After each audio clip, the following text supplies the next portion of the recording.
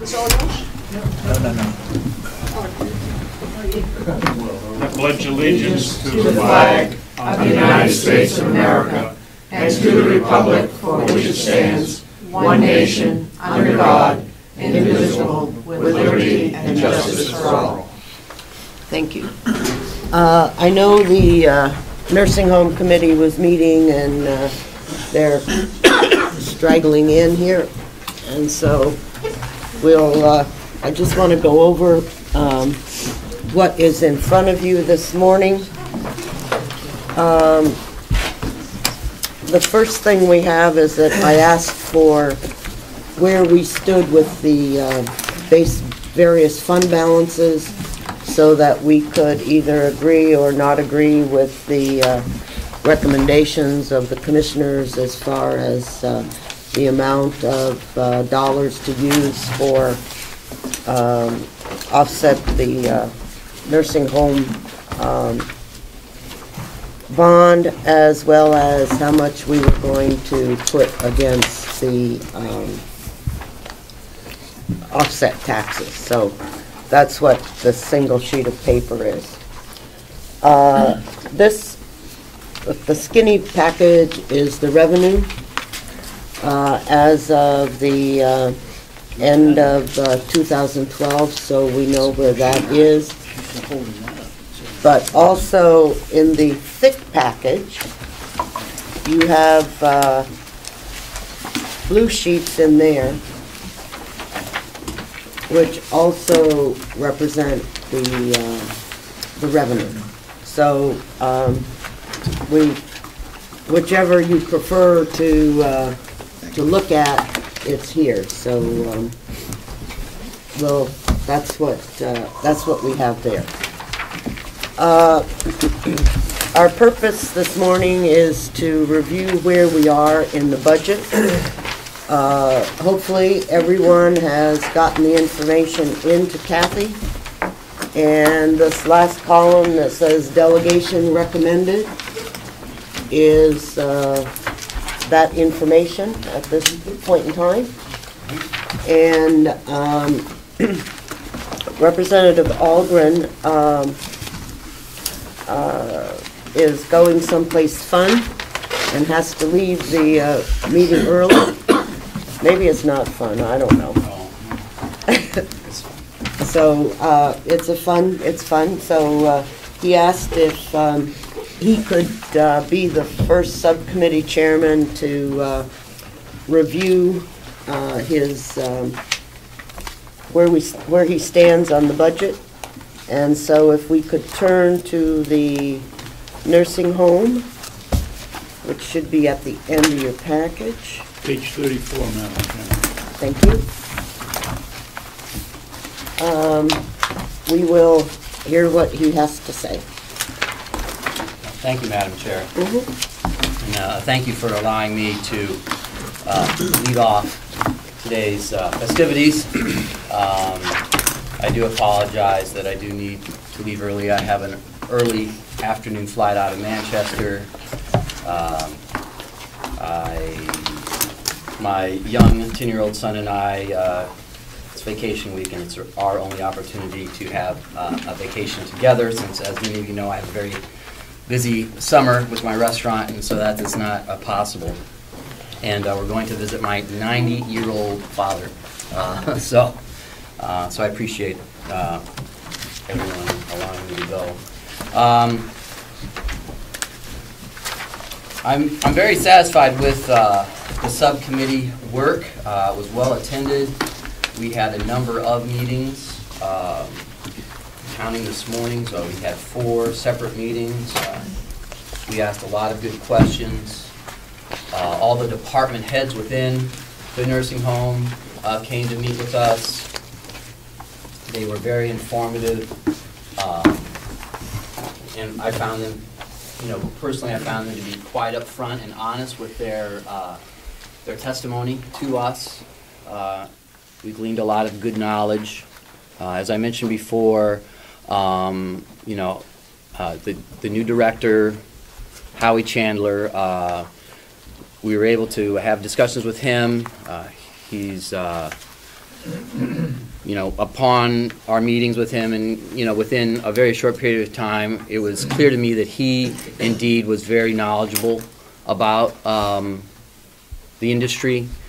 He'd worked in private, nursing homes, he's had a lot of experience, and I believe he sees the direction of the nursing home going in a direction, and his vision of what it can be is very inspiring to me, both on its ability to give the greatest value to our taxpayers, as well as give the greatest amount of care, I think, available in this county. We are very fortunate to have the facility that we have. It is by far the best facility available in this county, and perhaps even a larger scope than that. So we look forward to operating it in the future and progressing its ability to provide the taxpayer its best value for the dollar. We received as an overview, and I believe we talked about this a little bit a few weeks ago, was the differentials. We handed out this sheet, and I talked about the direction of the budget and where it's been going. You will see that the actual, the budgeted numbers for 2012, and you can see this on your sheet actually too, if that's easier. It'll be the very last page of the big, what is known as the big packet. I should have said the second to last page, but it's under, it'll be under the enterprise fund total, page 47. Okay, when you see the budget's adopted budget, okay, that $11,761,000 number, that is last year's budgeted expenses. Okay, and then the commissioner's budget was $12,196, and then the next number is what we reduced during the course of our subcommittee to $12,137,000. Then if you look at the skinnier packet, or I guess it's the blue packet for some of you, it's the revenue numbers. Blue page. The blue page. The second page of the, where I guess it's number 5, the blue page. You'll see that the budget numbers were the budgeted revenues were $9,927,000, and then if you go across, you'll see that the commissioner's budget was $10,624,000, and then it was revised during subcommittee to $10,639,000. But that was mostly done in-house and not really as a matter of the subcommittee. So essentially what you see is that the budget from 2012, that the differential between the revenue and the expenses was a loss of $1.833 million. And that with the subcommittee's revisions, the differential of budgeted deficit is from the $12,137,000 to the $10,699,000. That's a difference of $1.437 million. So that's an improvement of $400,000 budget to budget for the nursing home. And that will directly affect the taxpayer's rate. It reduces it by $400,000 over last year's budget. That's the impact of the overall impact of the nursing home budget this year to last year. As you can see, though, that still is a drain. It's a $1.4 million deficit as far as the budget is concerned. So now we're going to look at the actuals.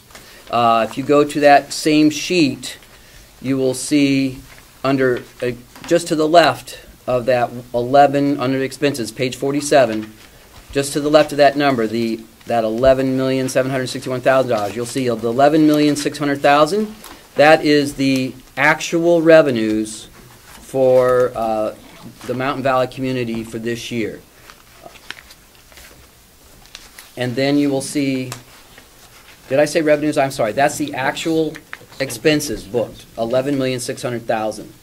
And then on the blue sheet on page 5, the actual revenues were $10,978,000. And so the actual differential was a loss of $622,000, which is an improvement over 2011, which was basically $1 million, just about $1,300 shy of $1 million loss. And then in 2010 was $963,000. So you can see that that the deficit's been improved by over 33% this year, or around $325,000. So, you know, so I believe that that is a reflection of the good work that's going on. During the course of our subcommittee, we identified basically a couple things with the revenue, and it has to do with the client mix. Essentially, there's three sources of revenue for the nursing home as far as the revenue streams are concerned.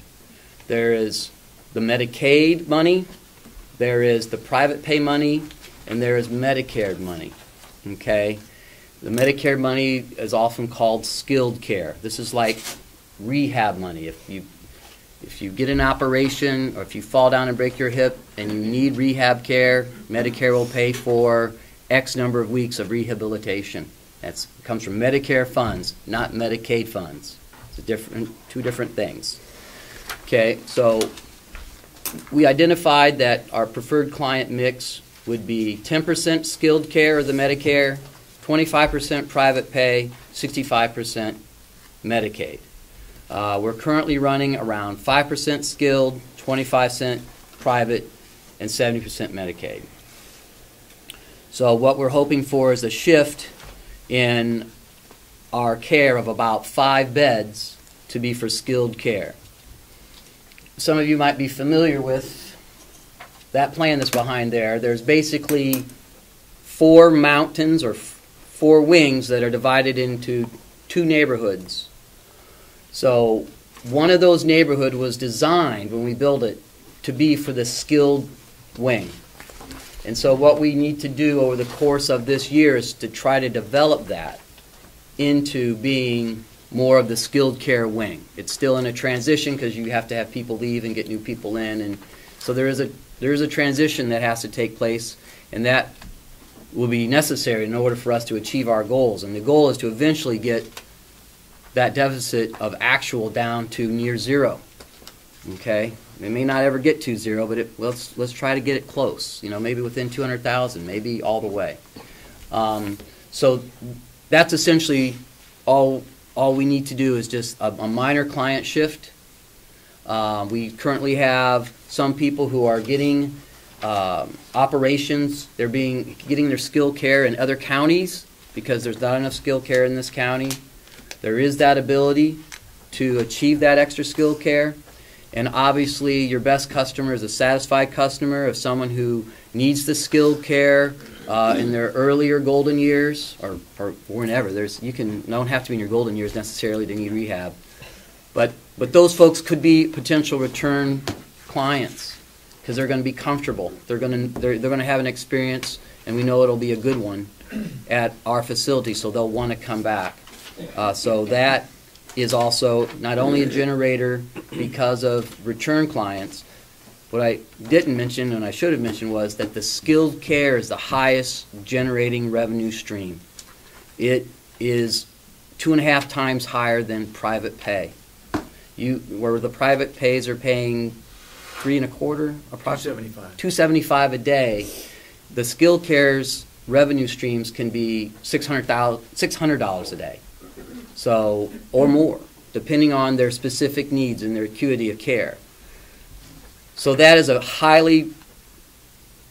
a very strong revenue stream. So that's why that 5-bed difference could be the impact that's necessary to make this facility not a drain on the taxpayer, and also benefiting more of the entire scope of Carroll County. So that's, I guess, the conclusion of my overview. So what I'm going to do now is I'm going to review what we changed during the course of the subcommittee. May I ask? Yes, go ahead. Just for a point of order, is this an appropriate time to ask questions about this, or should I hold them? No, I think we'd go ahead with the questions on the general overview. So Thank go you. ahead. Yeah. Oh, it is, okay. Mhm. Okay, Sure. great. So I understand the advantage of making this shift. And is the shift going to be made by reprioritizing or prioritizing the waiting list, so we give priority to the people who need the skilled care? And if so, what happens to the people who are on Medicaid? Are they getting bumped out, essentially? Where do they turn? Thank you for the question, and it is a good one. I would say that as far as the priority list is concerned, my first answer would be it hasn't been shifted. That's why the transformation is taking so long. Okay, is that it's going to take time to do this in a manner that isn't blunt or unfair. Okay, so we're trying to achieve that goal of reaching one wing as being for that care, which was, when the building was built, its original design. This is what we designed the building to be, is to have one wing be skilled care. So during that transition time of adjusting such that there may be some people who are in that wing who are Medicaid beds, and as beds become available, they have to prioritize need for their waiting list versus the transition of that one wing. So in answer to your question, are people being bumped out of the nursing home so we can do that? Certainly not. Yeah. Certainly not. Follow up? Go ahead. I didn't intend to suggest that people were being bumped out of the nursing home, but are they being bumped to a lower position on the waiting list? And as a little bit, go ahead. Yep. What she's asking is, are we making the waiting list for Medicaid patients longer because we want to increase the number of skilled care beds? Right. That's a very good question, and during the course of my answer, what I was trying to communicate that is why there's not an entire wing already of skilled care, is that in order not to inappropriately make that segment wait, we are transitioning to that point. Now, I'm not sure whether in the course of this year we will be able to transition to that point. That wasn't what I was trying to say, that we are transitioning such that that wing will be for skilled care. I want to remind you that, private nursing homes, their desired mix of clients would be 50% Medicaid, 25% private pay, and 25% skilled. That's the industry standard. Or, there's a little variance between the private pay and the skilled depending on where you are, but they're only looking at that Medicaid level being at 50% or less, in an ideal world. Whereas we are projecting to say is in order to have the nursing the facility be a benefit to all of Carroll County, which is part of the mission statement, and its original design, that it's achievable that over time as we transition to that wing being that skilled care, that it's achievable that we can get very close to having it on a balanced situation. So it's a difference of 5 beds. Or 4 beds, depending on how you want to divide 103 into an additional 5%. Just one follow-up comment. Sure. And I hope we do achieve that. I hope we achieve that balance because it would be good financially for the county. But I hope that we also don't have to do it at the expense of meeting the needs of the people that we're really here to care for. Because our mission is different from a private nursing home, as I know you will keep in mind. Yeah. Thank you. Okay, thank you. I do have a question on are both Huggins and Memorial, which I think are the two hospitals in the county, are there others? I don't think so. Are they aware that we provide the skilled care at our nursing home? And have we, in fact, has Howie talked to the administrators and the CEOs of those two hospitals to suggest that this is an option for care, for the skilled care? Because I'm not sure that we as the county nursing home have, I don't want to use the term advertised, but advertised that we do have skilled care beds. And because that's obviously, that's where you're going to get the people that need the skilled care from. Maybe you don't know the answer to that. Well, I mean, I can respond to your question. I would say that yes, they are aware that we are doing it, and I would also say yes, that Howie has, certainly had conversations with the necessary people.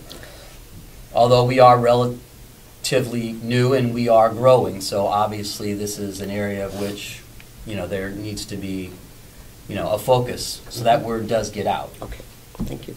Commissioner Babson, you had a question? Yes, I did. Mr. Chairman, did you talk to Howie? He's been working on an admission policy now for about 6 months. It's about ready to go to the public for input, and it doesn't sound quite, your description of what you're doing doesn't sound quite like what he has presented to us in the preliminary form. Have you talked with him about it? Well, my discussions with him have not been in detail about that particular policy. I certainly have not seen it. We have had discussions about it, and that's what I was trying to discuss, was there is that blend of the admissions versus fairness, and that is a balance that we're trying to achieve to hopefully at one day net out these revenue stream percentages, but doing it in a fair and equitable way. And that, and to that end, that's what Howie's trying to do. I'm talking about ultimate goals, not what we're going to do start tomorrow. So his admissions plan that he's bringing forth to you is his concept of a way of doing it justly, and it's based on need, as my understanding is the first priority is, are they a citizen of Carroll County? And then the second priority is their need. How immediate is their need to get into the facility? Are they on hospice care? Is this someone who's near an end-life situation, and it's a critical need to have them have that assistance for those end-of-life times and that care that's necessary? I mean, those are, and then it goes down from there as to how the decision process is made through, and certainly the length of time someone's been on the list is a priority, but some people are on the list. I know it was almost, they're on the waiting list because they're waiting to really need to go in. They just got their name in early, so to speak. So there's some folks that really aren't really ready necessarily, even though they're on the waiting list. There's some of that. So there is, it's not all just analytical. Some of it's objective and some of it's subjective in their process. You want to go ahead with the individual places? Sure. How many people are on the waiting list? Right now, I don't know exactly how many are on the waiting list, but I'm sure Howie could give us a fairly good number, close number. Right now, there are about 35 people on the wait list. Some of them clearly make their decision. They're not ready. If there were a room available today, they would not. They're not at all interested. Yeah, thank you. Thank you. So specific areas. So the specific areas that we looked at.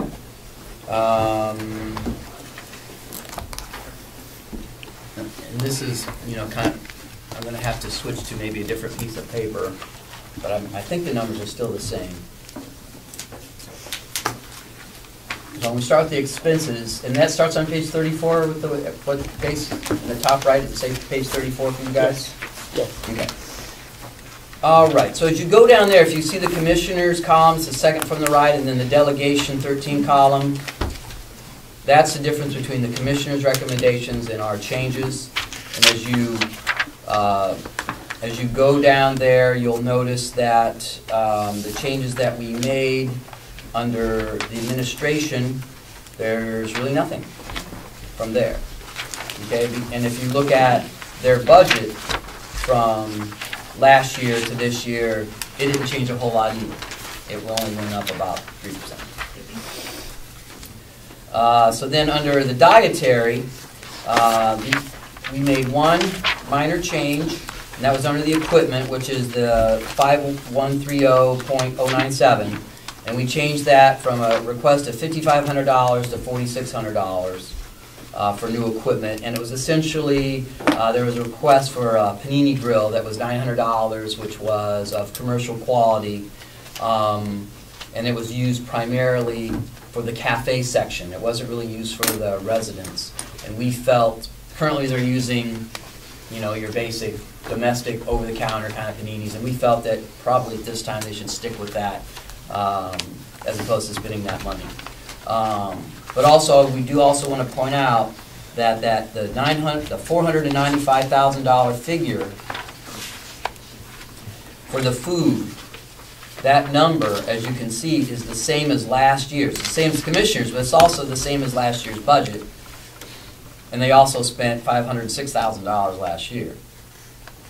You know, the cafe is generating some income, so they're selling some food. And so the cafe is generating $35,000. That's the budgeted revenue, but they're not budgeting any more food, right? So, you know, we've asked the commissioners, but, you know, to the, you know, I guess the testament to the director, Rob, over there, he's like, no, I want to keep that number the same. He wants to try to achieve that as his goal. You know, and I think that's admirable. And I think, though, that in the future, that if the time comes when they have to move some money around in a line to boost that number up a little bit, that day may come. But I commend him for that philosophy of setting that as his goal. And then next, we go to the nursing department. Question? Yes. Commissioner Babson, is okay? Mr. Chairman, I think the testimony was the price of food has increased 11 to 14%, and I think that's what Rob said. And to reduce it by $21,000 while the cost is going up 21%, it doesn't make much sense. I agree with that completely, To me. Commissioner Babson, but we didn't reduce anything. The commissioners, I guess you weren't there when the vote came. Not my budget. Yeah, right. Yes, it is. Well, yeah. Yes, it is. So, It is now. there was no reduction. I mean, his budget is the same this year as it was last year. No one reduced his budget. But I believe that during the course of the discussions, you know, it was felt by the director and by the department head that there was enough, I like to call it wiggle room, within the budget, that if they needed to move a little money around for him to get a little extra money in that line, that was achievable with this budget. Okay. And that leaving that number as their goal was what they preferred. And it's, you know, it's an admirable goal, and I give them, you know, the kudos and the attaboys for that. I think one addition to that is that we have less inmates in our jail, because the food that's prepared there comes out of the jail, out of the nursing home.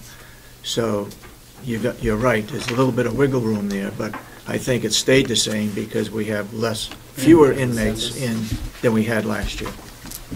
Okay, thank you very much. That wasn't something that was really brought up during the course of the subcommittee, but I'm sure we'll get cooperation in the near future about how many people are at the jail. Okay, so moving on. The next thing that we adjusted was on page 37 under the nursing department. Basically what happened in there was that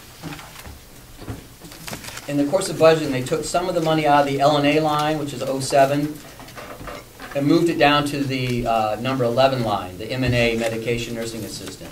They moved that money because they were actually, that's really where the money was being spent. But also, they requested an additional wage base increase of what could be up to $1 an hour, from $10 an hour to $11 an hour. What we did was we looked at the competitive L&A salaries. This is for the L&As. We looked at the competitive L&A salaries within the county, and we found that our wages were, starting wage was reasonably competitive, but our benefits were extremely competitive. So what we decided to do was allow the ability to keep the base pay at the $10 an hour, but allow the exercising of the 90-day review, which is in their current contracts. We don't have to do any changes with the current labor contracts, but it allows us to give a review, and to, after that 90-day probationary period, if you want to call it, they're able to receive additional money at that time. And we were recommending about 50 cents an hour for those folks. Anybody who's currently employed who might fall in that, they're not making $10.50, but they're making $10.20 or whatever, anyone who hasn't had a 90-day review would still be eligible to receive a 90-day review. So the objective is that this review process will take place, and for those people that would have gotten lost from that change that didn't have their 90-day review, they're still eligible. So we'll make up that ground if they're deserving. It's merit-based. It's not attendance-based or tenure-based. It is a merit-based review. So at any rate, that basically changes the number of nursing dollars. It subtracts about $30,000. That's the net impact of the change. And that's what's reflected here. Question? Yes? I thought we were increasing that because we're having quite a changeover with L&As. Remember, L&As do all the so-called dirty work in the nursing home, and at $10 an hour, that wasn't really a fair wage for those kinds of people, mainly because we were having quite a changeover. They'd come and they'd stay a while, they learn the job, and they decide to go because they're not making the money and they're doing the dirty work. If I'm not mistaken, what Representative Algren indicated was that the salary across the county was competitive.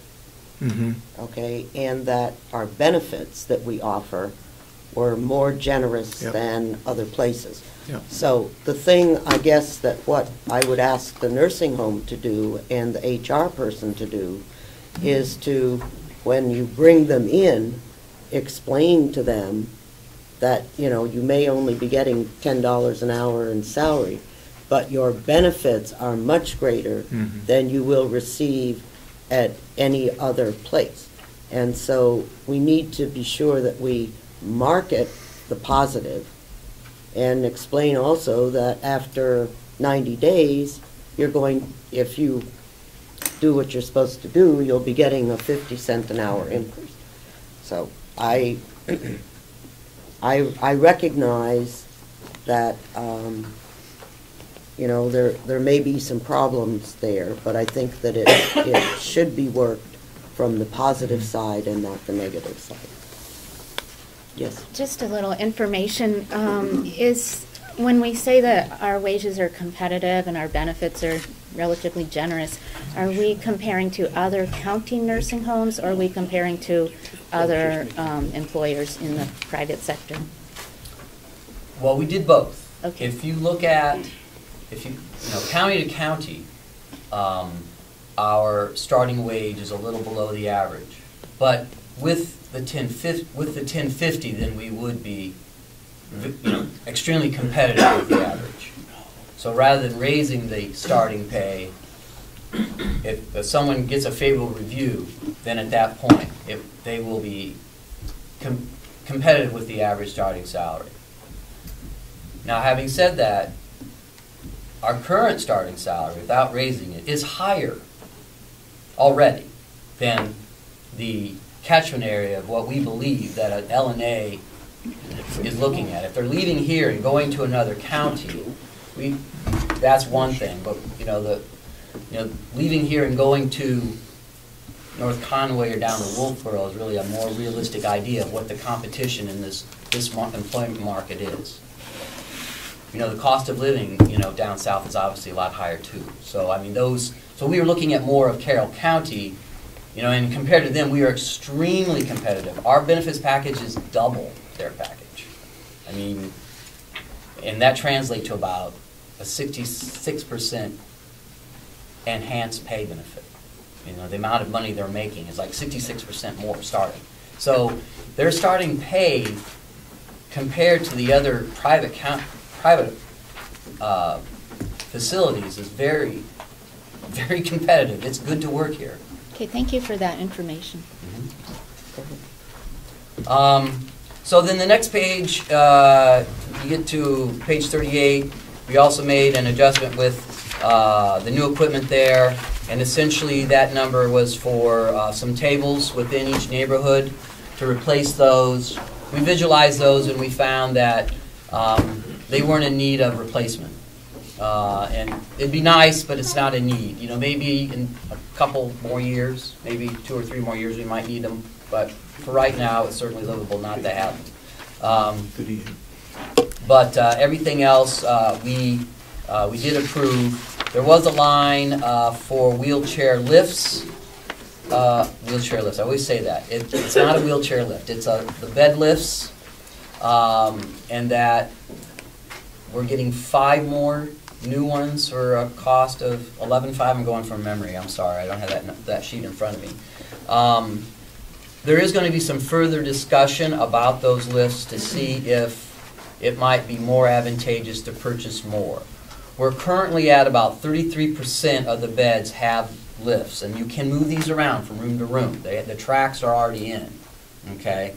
It's depending on patient need. We don't have to move the patient to the room with the lift. We put the lift in the room with the patient. We project that 5 years from now we'll probably need 50% as opposed to 33%.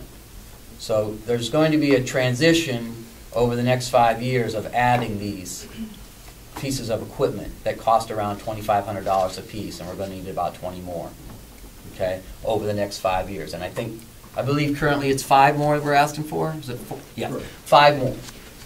So, and it's around 11,500, and that's in there. But this may be kind of an ongoing thing, or we may decide that maybe at the 11th hour we might need to add some money to purchase those because of cheaper to buy them.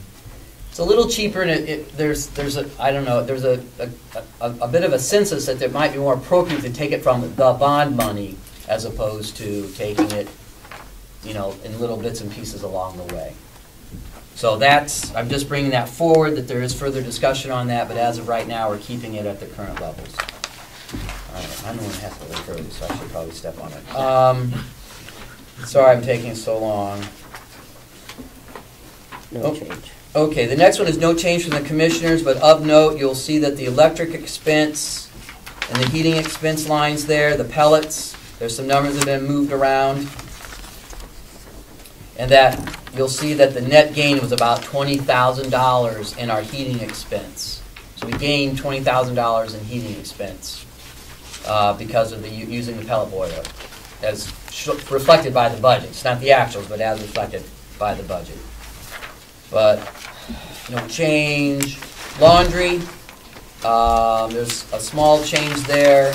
We authorize under the laundry department. Wait a minute.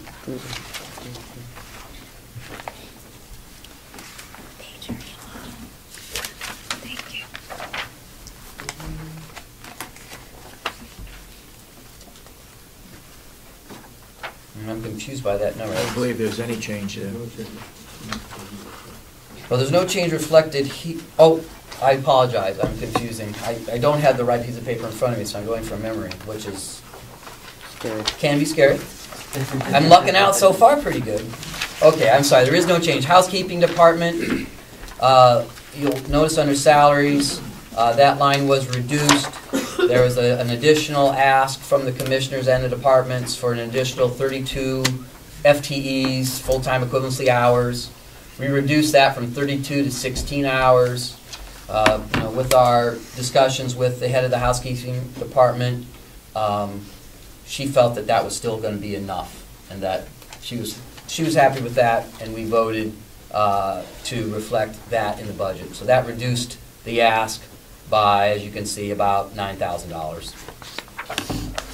And then there's, down the line it changes in the Social Security, and I'm not going to cover those. That's all just the mathematics of what percent of salary goes for Social Security and whatnot.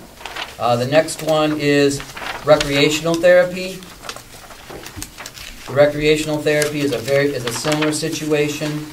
They asked for 32 hours additional a week, essentially is what it is. We reduced that to 16 hours. And that is page 45, be line number 5191009. So we reduced that by 16. 16 hours, which is about $10,000. And then there's a little more because of the Social Security and the benefits as you go down. Chairman? Yes.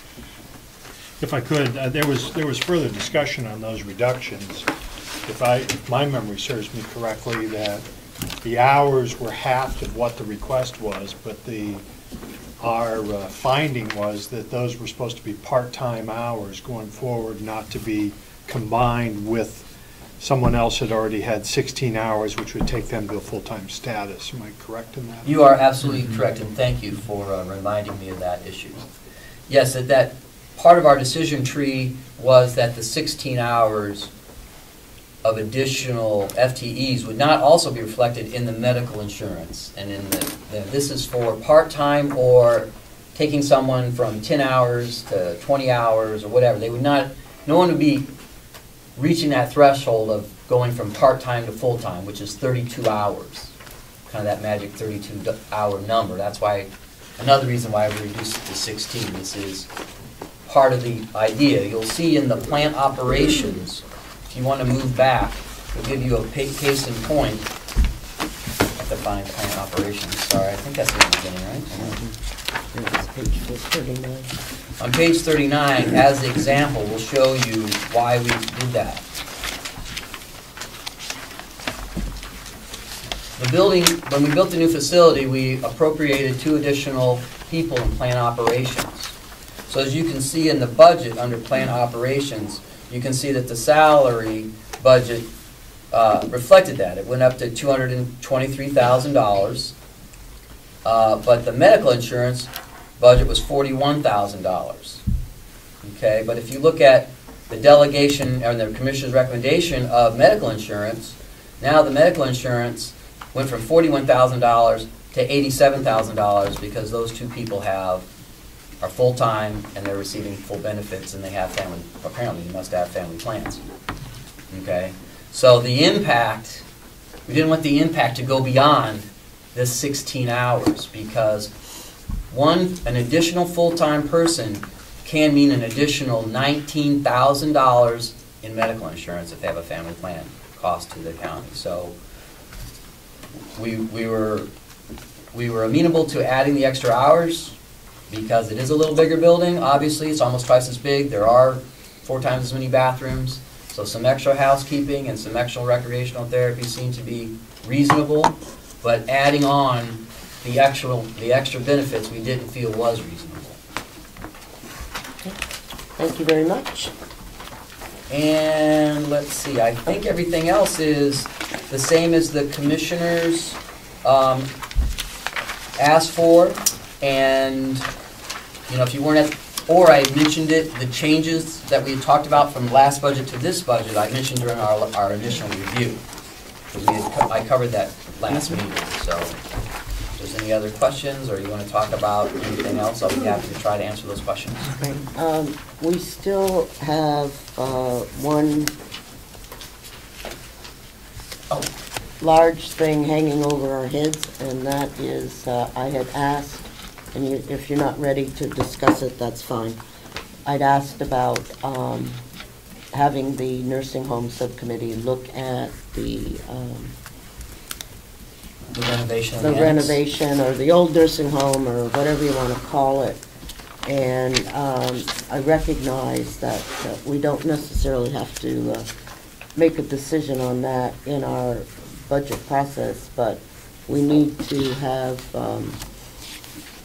some sort of recommendation from the subcommittee so that we can discuss that soon. And the reason that it becomes soon, if I'm not mistaken, is that the window of opportunity for doing anything with this money runs out next year, right?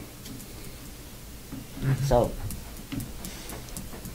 Well, thank you for reminding me about that, and you are indeed correct. You did give us that charge of what are we going to do with the annex. And it is obviously something that, you know, perhaps needs more synergy between the commissioners and the delegation. We have not had any specific subcommittees on the annex, so right now I'm speaking just totally from my seat, not as a subcommittee, because the subcommittee did vote for it, but I would say that we are going to meet. That is the plan. I see construction fund balance of $2.7 million. I thought we only had about $1.2 million left from the bond money. If you look at that, last year we took out $1,175,000. Oh, I see the balance. Oh, all right. See, I didn't get a chance to review those numbers too critically. Okay, so there's about $1.5 million left in that balance. Okay. I will say this, that the renovation is about $110 a square foot. Okay, for just basically wrapping up the building and making a shell. So without really doing anything very dynamic inside. So with $1.5 million from the aspect of what we can do with that money, you know, you're looking at about 14,000 square feet. If we start doing office space, renovating in the office space, it increases it around $50 an hour. So, you know, I'm sorry, $50 a square foot. So the original plan we had was that if we took about 5,000 square feet and made it office space for something, we could get about 10,000 square feet of the 15,000 square foot annex. So that's to stick with what the money is that's left from that bond. And comment I would have is, if you look at our budget, we've taken $500,000 out of that $1,500,000 to put it towards the principal or to reduce taxes.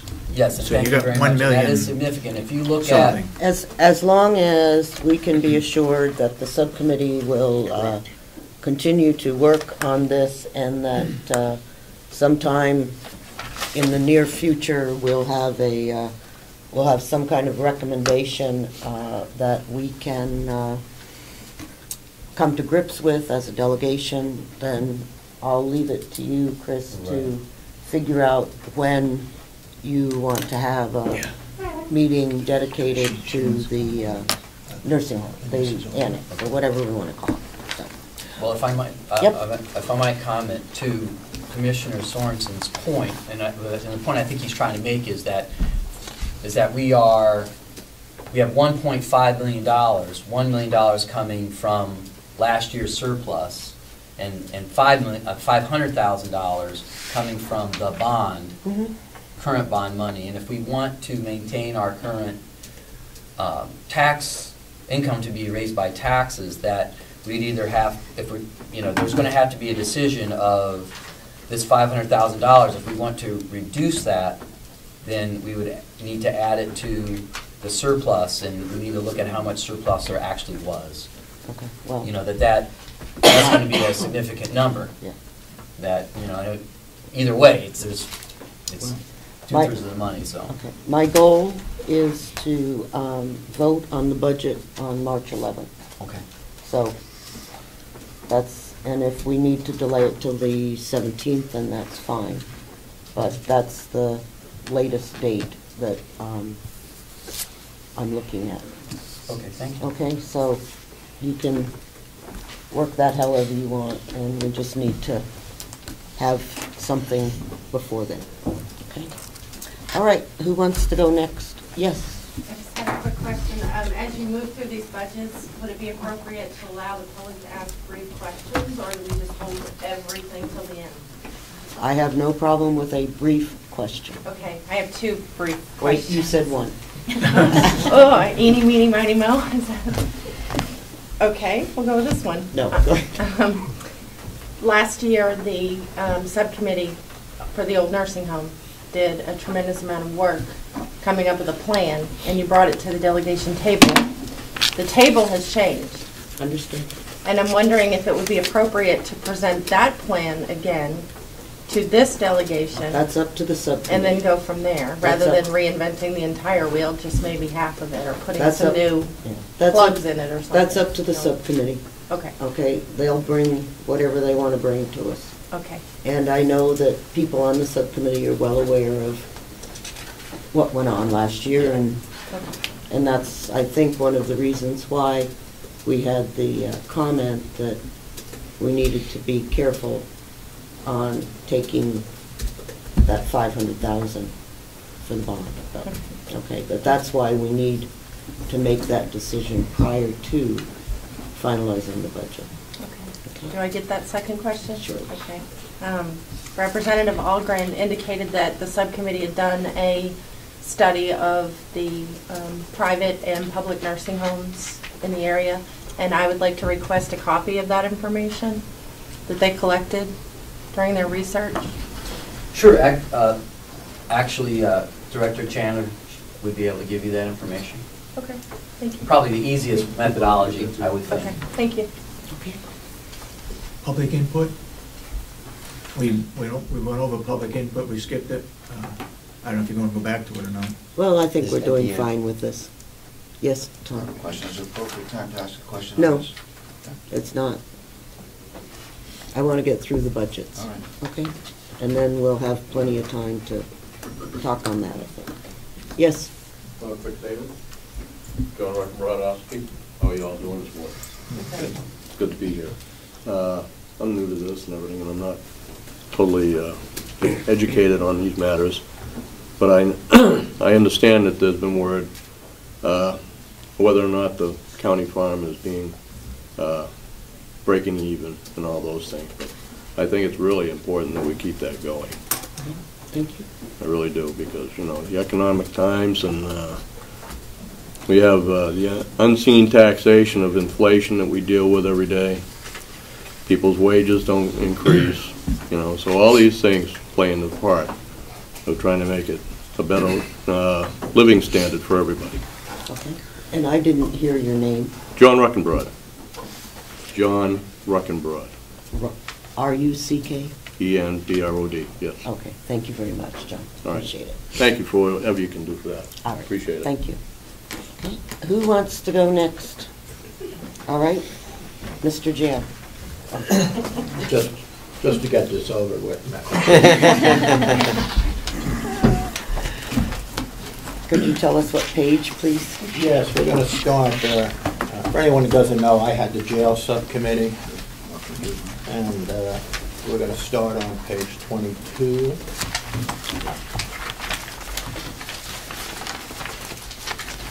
And the subcommittee was comprised of myself chairing it, and we had Representatives Ticehurst, Representative White, and Representative Mconkey served on that committee. Just a couple of general observations before I get into the budget itself. Presently, the jail is averaging about, I think it's 53 inmates, which suggests that it's greatly underutilized.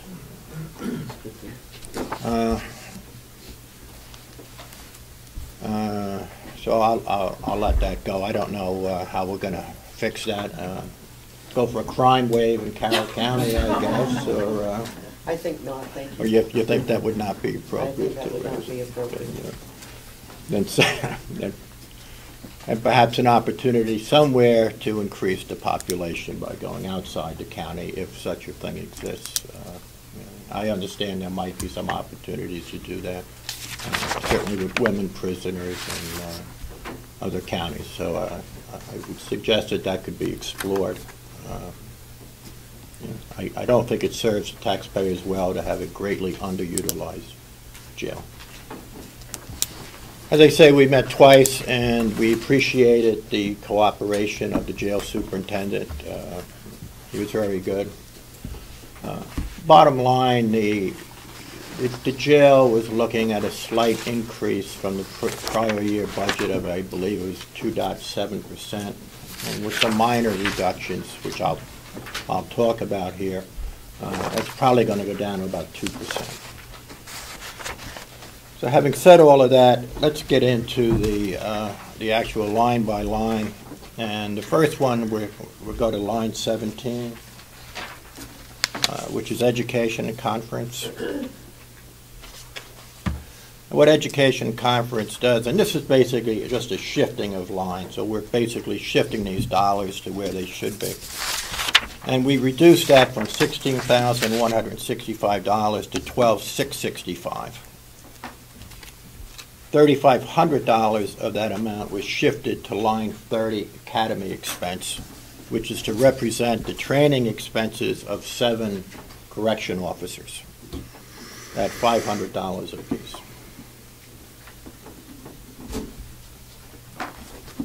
So like I say, that line 30, of course, increased from $0 to $3,500 to reflect where those expenses should be demonstrated.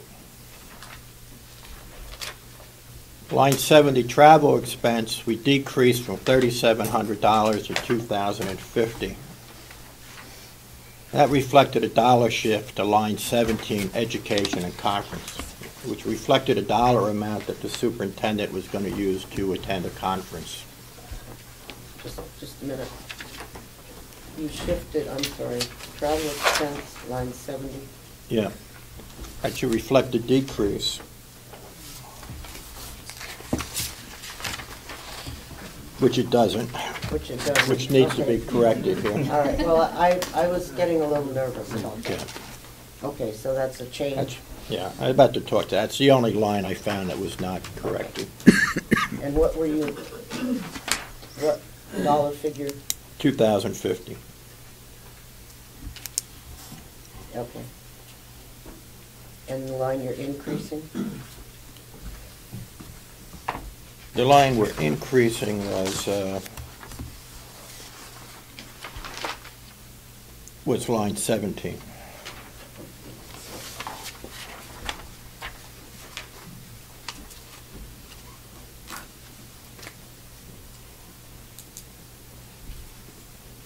Education conferences.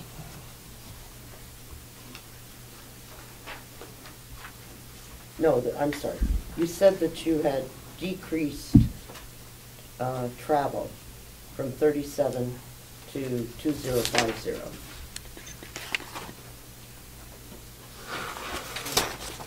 Travel expense was decreased from 3,700 to 2,050, correct? Okay, all right. And was there, of course, and that difference should have been shifted to line 17, education and conferences. Is that really 18 or 17? What's the number above it or above it? Should be the number above it. Well, 18, isn't it? except I thought that you had said you decreased education and conferences down to the training. We did. We shifted from the training to, we took out $3,500. Mm-hmm. Okay. And shifted that to the academy line. Okay. hopefully that all adds up. Okay, and then on the travel, On line 70, travel, yeah, you decreased that to 2050. correct. And where did the $1,700 go? It should have gone to line 17, Right. education and conference. Okay, well, maybe you can just make sure that that's what happened.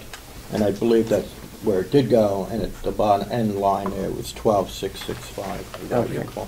Okay, We seem to be in agreement. There was three changes there, 3 different line items. That's what mixes it up. all right, thank you. Next, we're going to go to line 73, which is vehicle expenses. Again, this reflects another shift. We reduced this line from 14,937 to 8,247.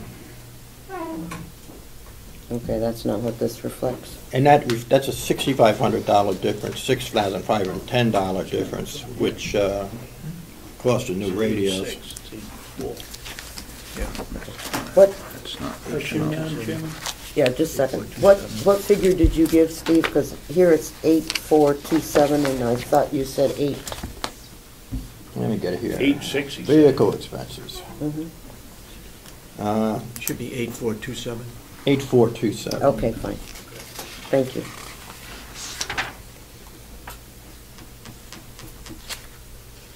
And that reflects really a shift of $6,510, which I believe went to the new equipment line. I think. Okay, yep.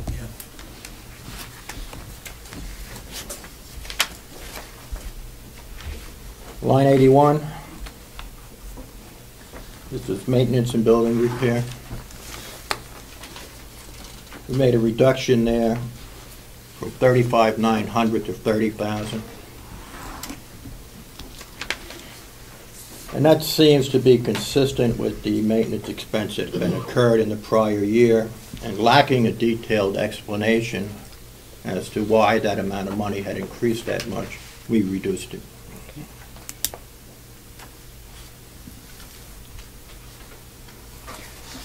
Line 80, That's what we gotta do. just getting a little out of sync here, care of grounds.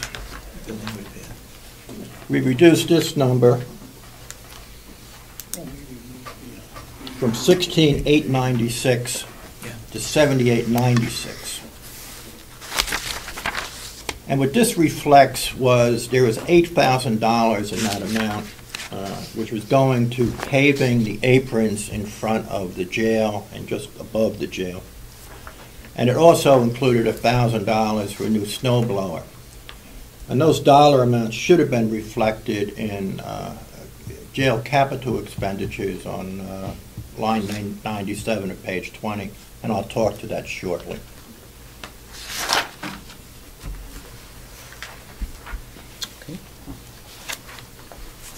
We go to line 82, we're looking at equipment repairs. And commissioners came in at 12,500. We reduced that by $1,500 to 11,000.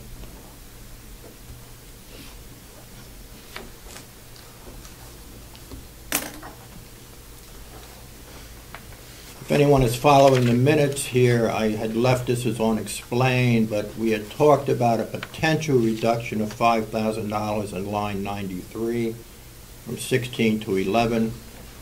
Commissioner Sorensen has told me today that the $16,000 number has been researched and is good, so that will not change. That's line 93.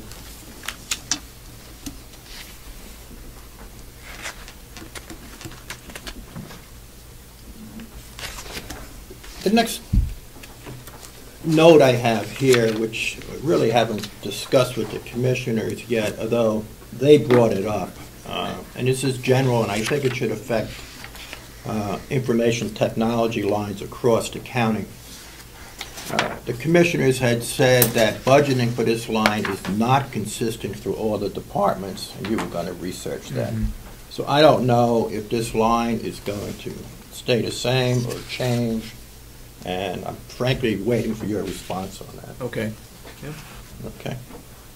So that IT line could, the IT money could shift around in all of the departments? Okay, Possible. Yep. thank We're you. looking at to see how it's used in each department. Okay, thank you. Yes, Comment on go that. ahead. If you look at the information technologies throughout the budget, they total more than $30,000 over the contract price we have with our IT provider. So I have questions about all those lines, as it seems to be quite a bit over budget, over contract price. Okay. We'll look at it. That reflects the expense side. Now I'd like to... Excuse me, just a second, Steve.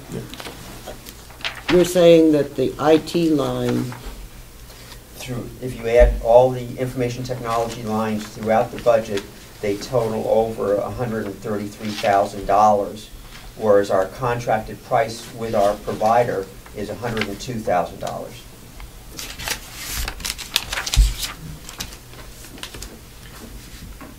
Repeat that once more.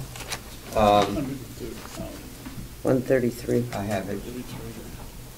I have $136,049 as the total of all those information technology lines, but the contract price is $102,000.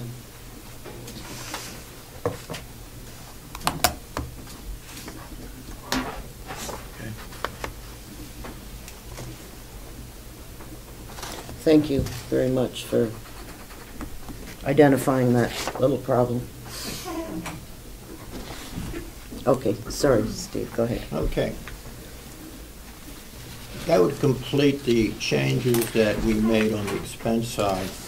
I'd now like to direct you to line 97 on the capital expenditure, which on your new sheets is page 32. This is the jail capital expenditure.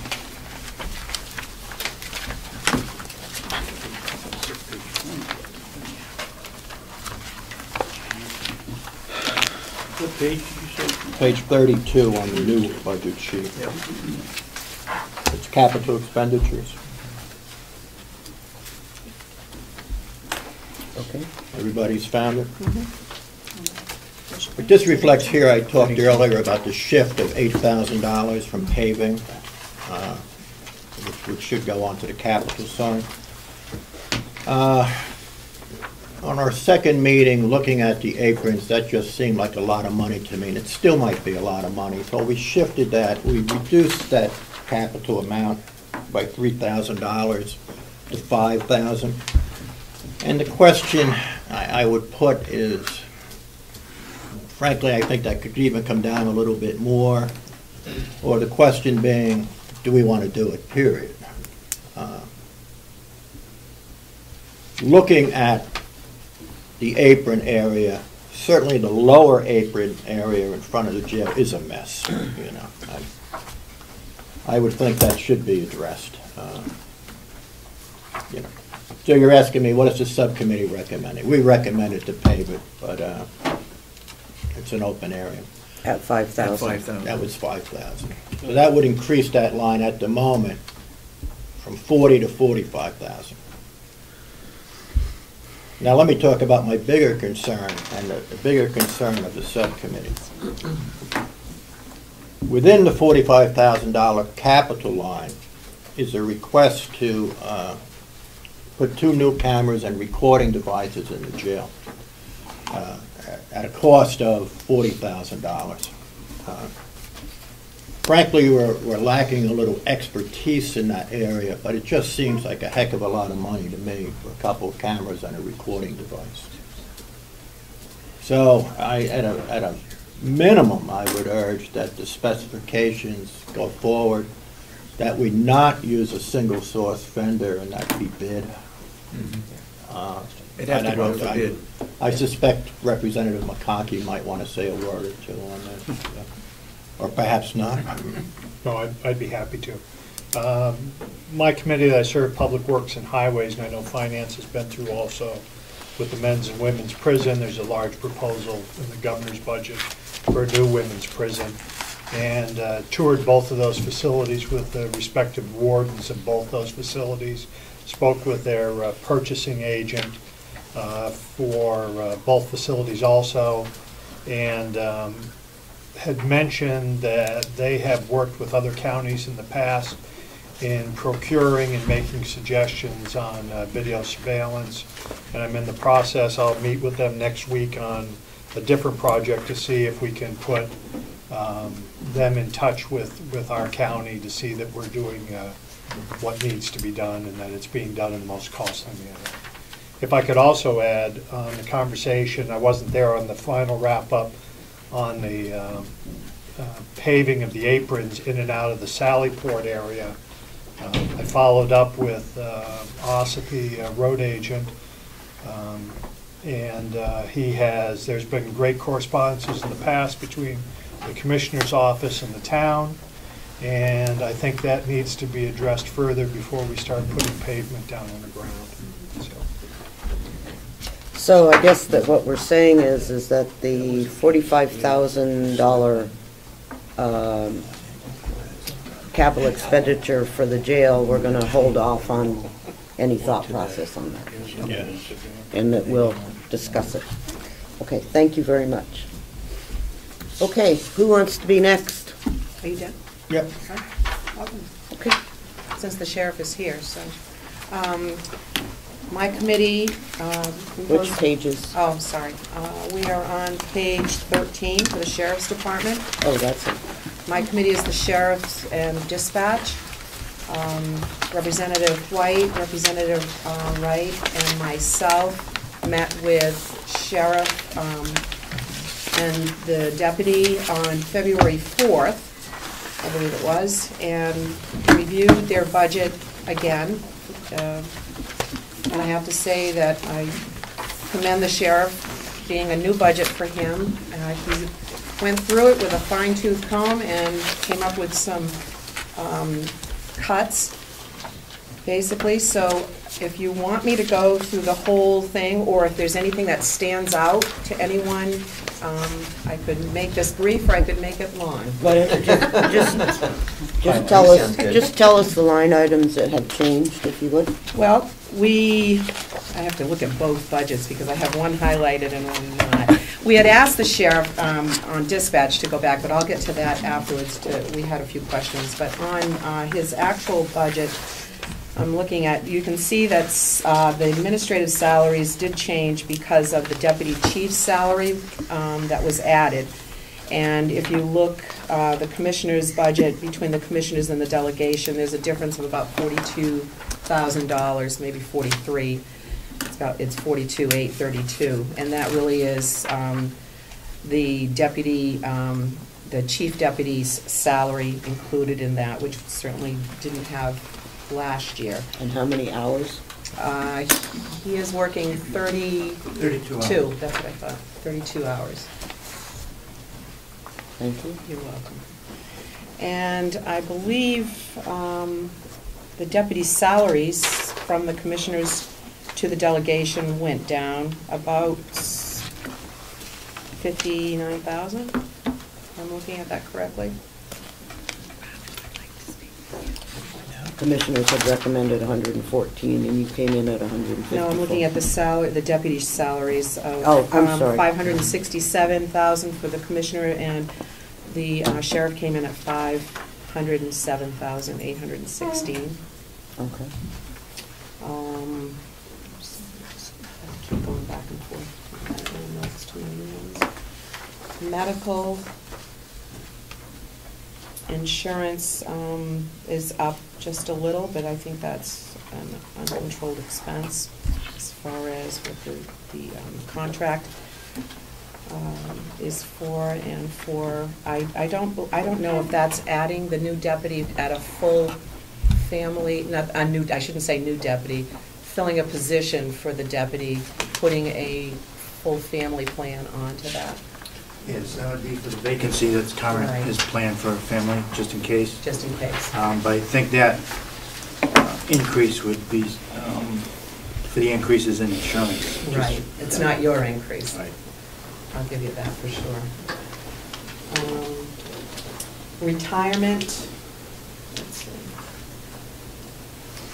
Retirement is down from the commissioner's recommendation, but up from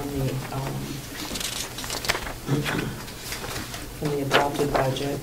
And the actual, about $3,000 from 2012. Workman's comp is down from the commissioners. Just looking to see what else is sticking out at me. If you look at the technology, and our Representative Cordelli said, I mean, our contract for technology is $27,000, so I imagine you added that to your totals. And it looks like it's down from 2012 by almost $2,000.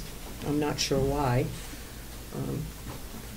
If the sheriff knows, but I don't believe there's, I mean, if you look at the bottom line, I looked at the actuals from 2012 of $1,734,932 of what we spent, and the commissioners, between the commissioner and what the delegation is proposing, I think the difference from 2012 to the delegation's proposal is a difference of $68,955 with my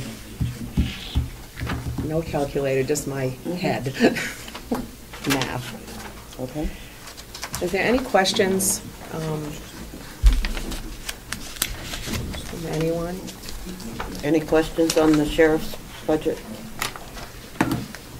Okay. If you were looking, I mean, honestly, if you're looking for some big deductions in the sheriff's budget, personally, it would have to be in either equipment or it would have to be people.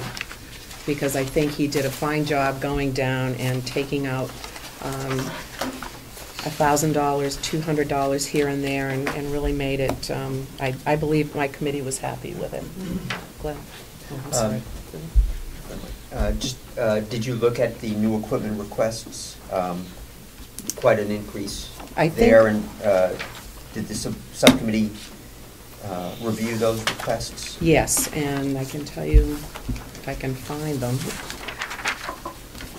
Sheriff, you can, if you know them right off the top of your head. I know I have them in notes here. But. Yeah, and the biggest portion would be 4 computers, as the computers are getting older. For the workstations, which we have to be attention to the sheriff's office. And those are $1,000 a piece.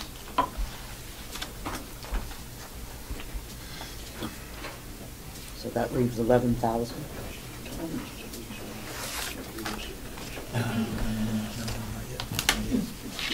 The new equipment is like 15,000. I mean, that's. No, I said, he said that he was getting 4 computers, and that was roughly at $4,000, so that leaves 11,000.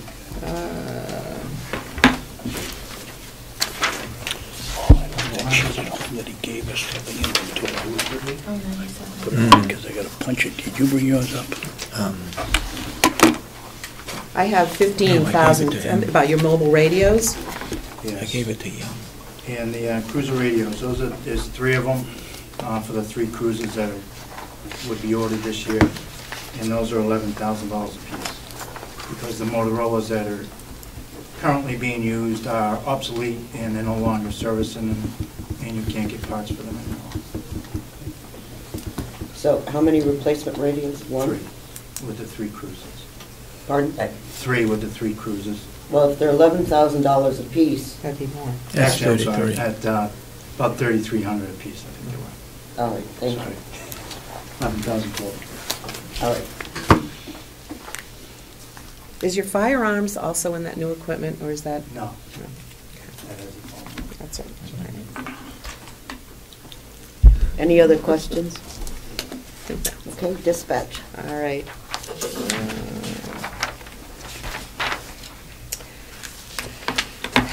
Dispatch.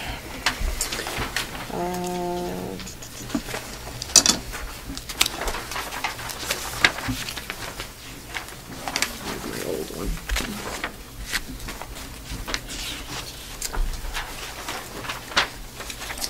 I know one difference that we had asked the sheriff to, there were 3 questions that we sent him away with after that meeting, was with the dispatch fees, the dispatch unemployment, and the dispatch new equipment. And the dispatch line 29,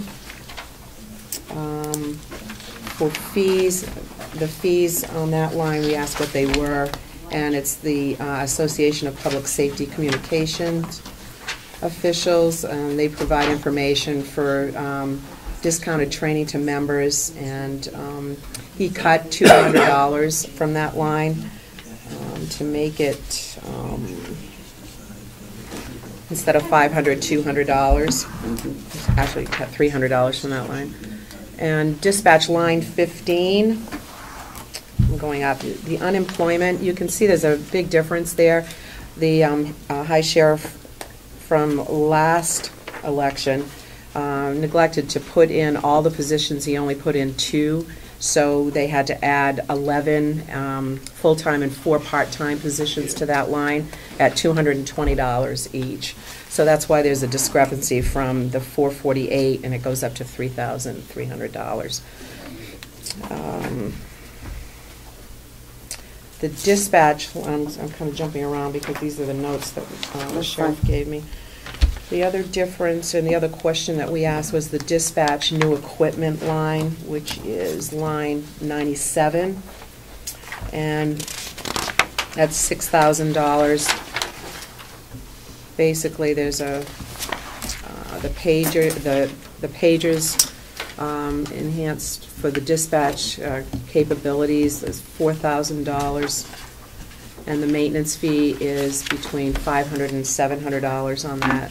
They want to order an electronic whiteboard, TV monitor for $800, a lobby camera which will replace the current camera that is failing for $400 to $500, a desktop remote for the communication desk for add limited radio use at the supervisor's desk, which is a 24/7 thing, is $3,000. And the chair, replace the failing standard chair. That chair is $1,500. For a 24/7 chair. Oh, is it like it's special because you have to sit in it for a long time? $300 to $400 chair, it's not even gonna last. It's not going to last. You sit for 8 hours perhaps. Yeah, a long time. Then again, I know they get up and walk around. And So then they're not sitting there. No one is sitting there 24/7. No. And an upgraded current radio system. They're looking after 2015, $10,000 each, but that we can talk about that in 2015 if I'm here.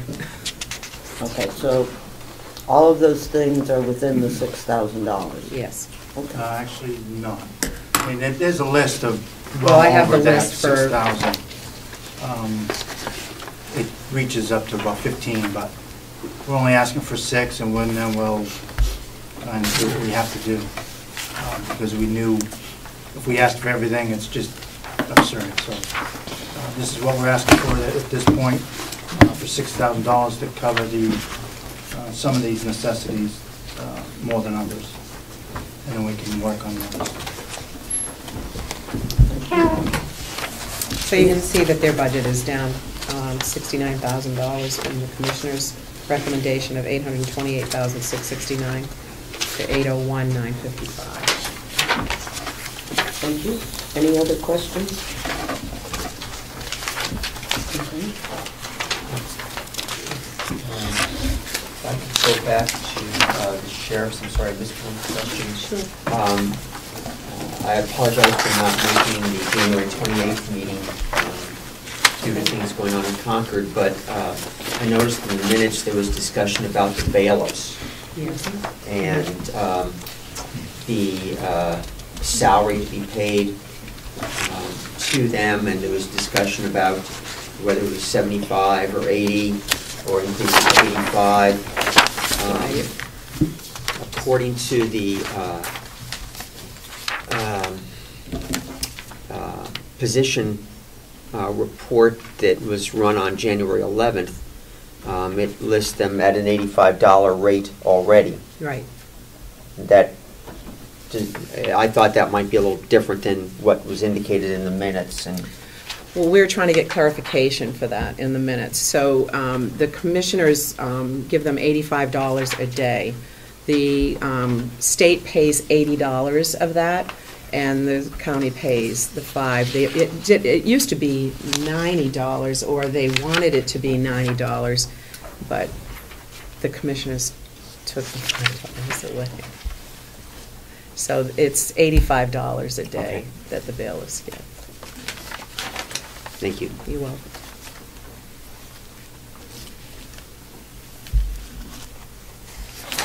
Do you want to add? I will have to ask that question, but I thought that the state was now paying 85 a day.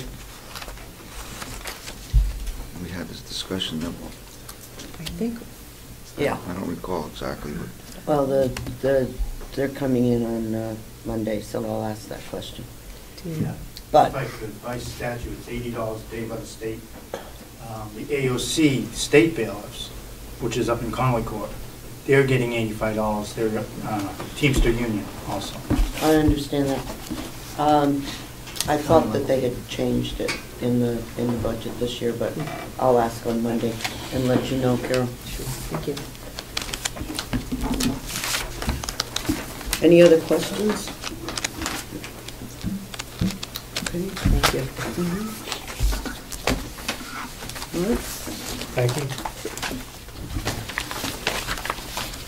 Madam Chairman, our subcommittee, Regional Appropriations, Attorney, Victim Witness, Medical Referee, Registry of Deeds, Cooperative Extension, Farm, and I believe there might be one or two others. We have shortened our time period from a 4-hour meeting with the help of Representative Bucco down to 3 last time. That's good. And we're making great strides, and this report will be very quick. Okay. If we can find them all here. Yeah, there's no thing. The first one I have, or first one I'd like to go to that has a change is the attorney, which I believe is showing on page 9 under expenditures of what you have new. And we had discussed this last time, but it's been formalized on page 8, I'm sorry, under salary assistant attorney, which I believe is line number 8, reduced from the commissioners of $192,500 to $180,000, a reduction of $12,500. Some of the step pays that were put in force by the previous attorney were declined by the new attorney. And she just wanted to make mention of the fact that, you know, in the future she may be back for adjustments, but at the time being, we could enjoy that savings. The only other line that was to change is the telephone line, which is 68 on the same page, and was showing on the commissioners is $4,810, showing now to be $4,270. And bringing us, if we follow through to page 9, the commissioner's budget was $489,558,000, recommended now by the delegation to be $476,818. Are there any questions on county attorney? The waterworks had been discussed previous, and I didn't go there. It's the same as the commissioner's budget. Do we want to go right to page, or can we just suffice with that? That's suffice with that. Thank you. Victim witness assistant grant, page 10 is the same as the recommended level by the commissioners. We had already discussed this previously, which is the next item, Registry of Deeds on page 12. The subcommittee recommended the level funding, or the level of funding that was proposed again by the commissioners. Medical referee, which is page 17.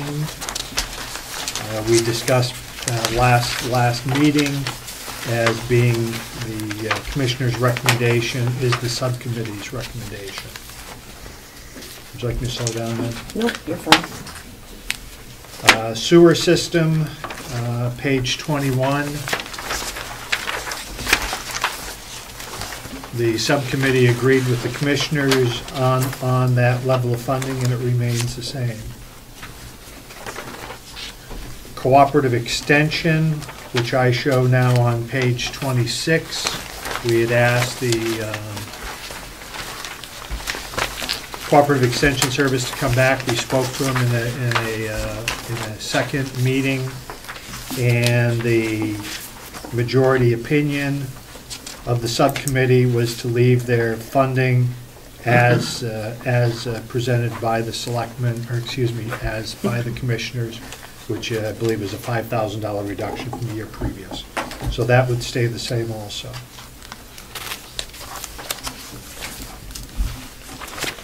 The Carroll County Conservation District, Johansson was nice enough to come back and speak with us today. The board had a couple questions on what her program was entirely about. She was able to satisfy the subcommittee. The recommendation of the subcommittee is the same as the commissioners on that also. What page is it? 29. 29, thank you.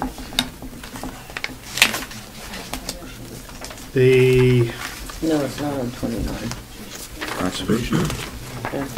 The commissioners- Oh, there it is, I'm the sorry. commissioners, Yeah, thank you, Representative Bucco. yes, thank you. RSV under regional appropriations. Sure, I don't miss that. Under regional appropriations, the subcommittee had recommended RSVP to remain funded at the level approved by the commissioners, and that is our recommendation, no change. The visiting, the nurses, excuse me 1 second, let me pull up the right term. VNA and hospice. I'm sorry? VNA and hospice. Correct. Had been neglected in our conversations previous. They were kind enough to come in this morning. It's a level funding request. The subcommittee recommended to accept the commissioner's budget, no change. There has been a change by the subcommittee on the request, and it's not reflected in your latest expenditures. Regional appropriations under Carroll County Transit had made a request. Page 29 on your new sheet. It is shown as zero. The commissioners had not made a recommendation. At our previous conversation before this delegation, the suggestion was to fund for a total of $1,000. There was a request by the subcommittee, brought by the subcommittee, to increase that level of funding from $1,000 to $2,000. It was unanimously accepted under the understanding that the funds, the $2,000, was going to be used for the dial-a-ride only program, not to be the fixed route. There was a little bit of miscommunication there, or my understanding as the chairman. We have to re-examine that. I have come to find out from subsequent conversations with the chairman and with Jack Rose, the chairman of the Carroll County Blue Loon Transit, that my understanding of what they're requesting the funds for and what we approved may be two different matters. If I could just read real quickly. Correspondence, and I'll pass this to the subcommittee. I'm recommending that we take more time to look at this. Which, thank you for the support you're providing. The requested sum of $2,000 we brought to the county delegation is for advertising and promotion of the dial-a-ride service. We're hoping to expand our service this year, and we would greatly appreciate receiving the requested amount. If I can provide you with additional information, plan on attending a meeting, so forth, let me know, please. Sincerely, Jack Rose. What my understanding of what the money was to be used for and what their need for that money are two different things. So I'd like to not make a recommendation at this point in time and allow the subcommittee to have further conversation on that. If I could, Representative Nelson with a question. Could you list the towns that are not covered by this program? I could not, but I'd be more than happy to do that. Thank you. Wakefield, Bartlett, Jackson, I believe, are three that I know of. Brookfield. Anything, Effingham, Freedom. basically anything south of the turn here to 171, right? Or whatever, not, that's whatever the road is to Wolfboro. 28, south of 28, pretty much, and 28 goes north and south. well, 28 goes to Wolfboro, whatever that is. But that's where the turn is. And so it's south of here. I mean, they probably pick up Ossipee. And then any of the towns down there. And then, yeah. Then basically north of Conway. Anything that is on 16 and 25 is covered, and 25 and 28. That doesn't include 25 east, right? That's 25 west. Yeah. Well, if I could, the dial-a-ride does make inroads into some of those areas because you have an appointment to get to, and they will vary off of those routes. So in some instances, they have gone to Effingham to pick up people and so forth. So I wouldn't want to rule out all of those. But what I'm saying is the request, as I understood, that came forward from the Blue Loon and what we appropriated money for when the motion was made that it was for money for services only for that service, we intended that, my intention was that it was for equipment, for salaries and so forth to provide a service, that we weren't providing money for advertising. So if you would indulge us and allow us to come back later with a recommendation. That's fine. We would appreciate that. No problem whatsoever. Okay. And I would also point out that they do go to the towns for money to support dial-a-ride. That is correct. The maintenance. How about child advocacy? Oh, child advocacy. We had questions on also. They were kind enough to come back. And 29 again? Yeah, we're still on 29. And the recommendation of the subcommittee was to approve the monies that were suggested by the commissioners.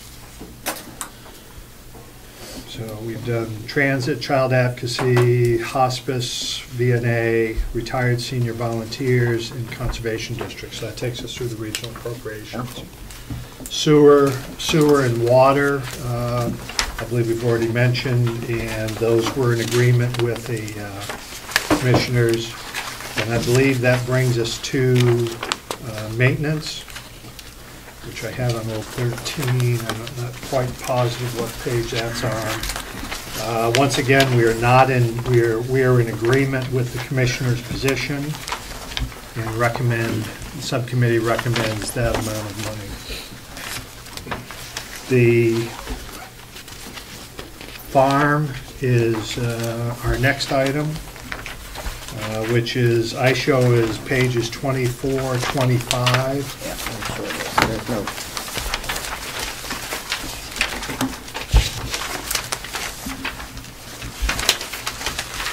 Farm, I have page 24. And 25, the recommendation of the commissioners of $177,373 is the same as the subcommittee's recommendation.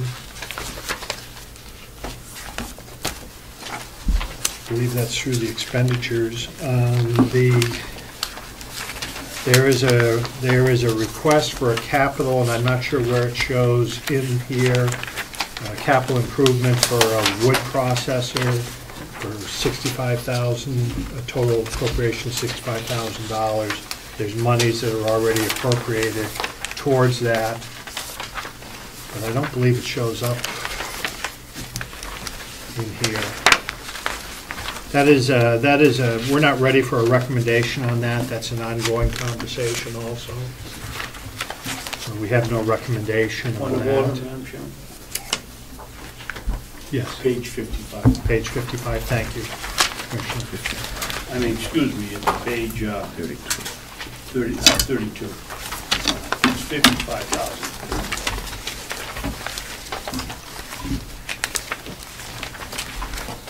No, that's not the one.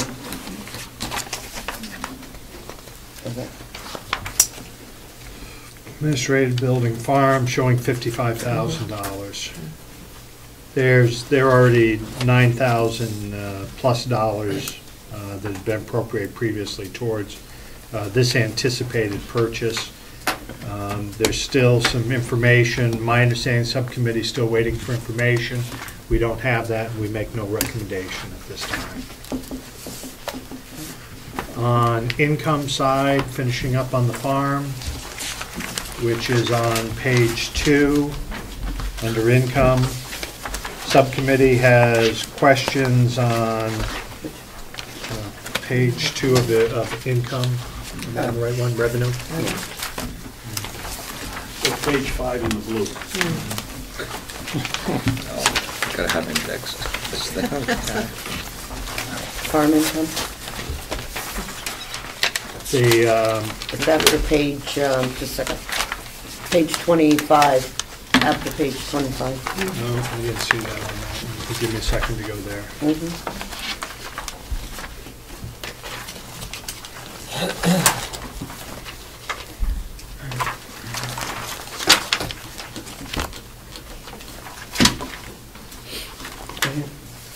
Page 2 of this one. Thank you.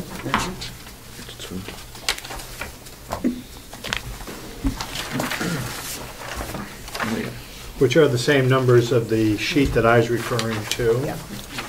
And the subcommittee had questions on sale of wood and what that number is, and I believe we're still waiting for information of that to come forward. So once again, on the farm side, subcommittee has not formed an opinion on income. And I believe, Madam Chairman, be happy to take questions, but I believe we have gone through the charge of what our committee was assigned to do.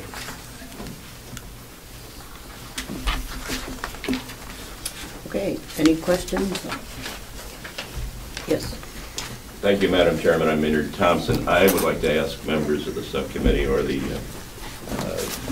commissioners what is their conception of the role of government or the purpose of government that would justify forcing people to support activities like those undertaken by the Cooperative Extension Program or the farm.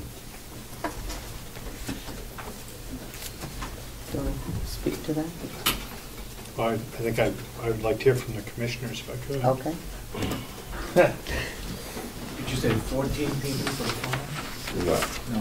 I said, what is your conception of the role of government that justifies forcing the taxpayers to support activities like those undertaken by the Cooperative Extension Program or the farm? I support both of them. Regarding the farm, we are looking at changing that over to maintenance because the majority of the farm employees and so forth do maintenance like snow plowing and cutting lawns. It's really not a farm enterprise, but they do it. So we're looking at changing it over so that we have, and it's just strictly in discussion right now, but having a maintenance department rather than a farm and a maintenance, water and sewer, it all would go under maintenance. with water, sewer, farm, and outside maintenance, which would include mowing lawns and so forth. The farm does bring in income. The farm does use inmates, which they would normally stay in their cells. There wouldn't be any benefit to them by staying in their cell. As far as cooperative extension, I think you'll find that they serve the people in Carroll County, in all towns. They have different programs. They've reorganized so that they should be more efficient than they were in the past. I don't know, that's off the top of my head, that's where I'm coming from. Thank you. Tom? Representative Bucco? Yes, thank you, Madam Chair. The university extension is just that. It's an extension of the university, and the university is a land-grant university that was established by President Lincoln when he established land-grant universities around the country. And also, there's an RSA here, 2410, that says that the state of New Hampshire will May. What? Okay, I'm sorry. It's to educate the people to make informed decisions and enable New Hampshire to remain economically healthy and competitive. And as a land-grant institution serving the people beyond the classroom. So it's extending the research and information that the university puts together beyond having to go to a university campus and bringing it out to the 10 counties around the state. So it's education. If I could respond. Please do. Ms. Thompson, I struggle with the same, to answer the question that you asked. And there was a time in the 1800s, there was a time in the beginning of the 1900s that we were a much more rural society, and county farms, I believe in the beginning, were viewed as, I'll come up with the wrong term, but to feed inmates, poor farm, and so forth. The role has changed significantly since then. I struggle with our need, number one, should we be supporting all these programs? And I think I believe what the subcommittee is looking at and what we're all struggling with is just because we've supported those programs, whether it be soil conservation, whether it be cooperative extension, whether it be the farm, should our role be changing? And I think we should be looking at that greatly and see if that needs to change going forward. Thank you. Any other comments? Yes? I think very quickly, the main concern about the cooperative extension at this point in time, not in Lincoln's day, is the fact that most of their money is coming from the federal government through the USDA. And I think that's where the question was. If the funding was entirely coming from the state taxpayer, it may be justified, but right now the federal government has too much influence. And that's where I think my concern with it is. Thank you. Thank you. Thank you. Any other comments? Okay. One more. Oh, I'm sorry, excuse me. I'm wondering if there's been any consideration given to putting the county farm portion of it under the House of Corrections, or if it's ever been part of the House of Corrections. Last year, I have the estimate that the inmates gave 7,040 hours of labor to the county farm / maintenance. And so it seems there may be justification for giving inmates something to do, but has it ever been considered to be put right under the House of Corrections? As it is in Grafton County, I believe? I'm personally unaware of that, but it's certainly, what you brought forward certainly should be looked at. Okay. Okay.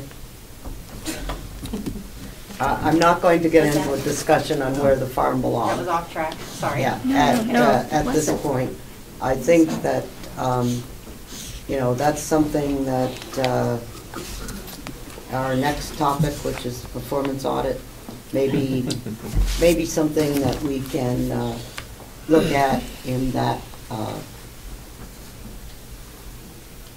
place. So, yes, go ahead. Can I just ask a question about the jail? The idea that the jail was underutilized came up today, and it was suggested that we could look for inmates from other counties. We had an escape at the end of 2011. I'm wondering do we have our house sufficiently in order to take on inmates from other counties and other places? I will let the commissioners answer that question. That particular inmate, we were housing that inmate from another county. Did that add any additional liability?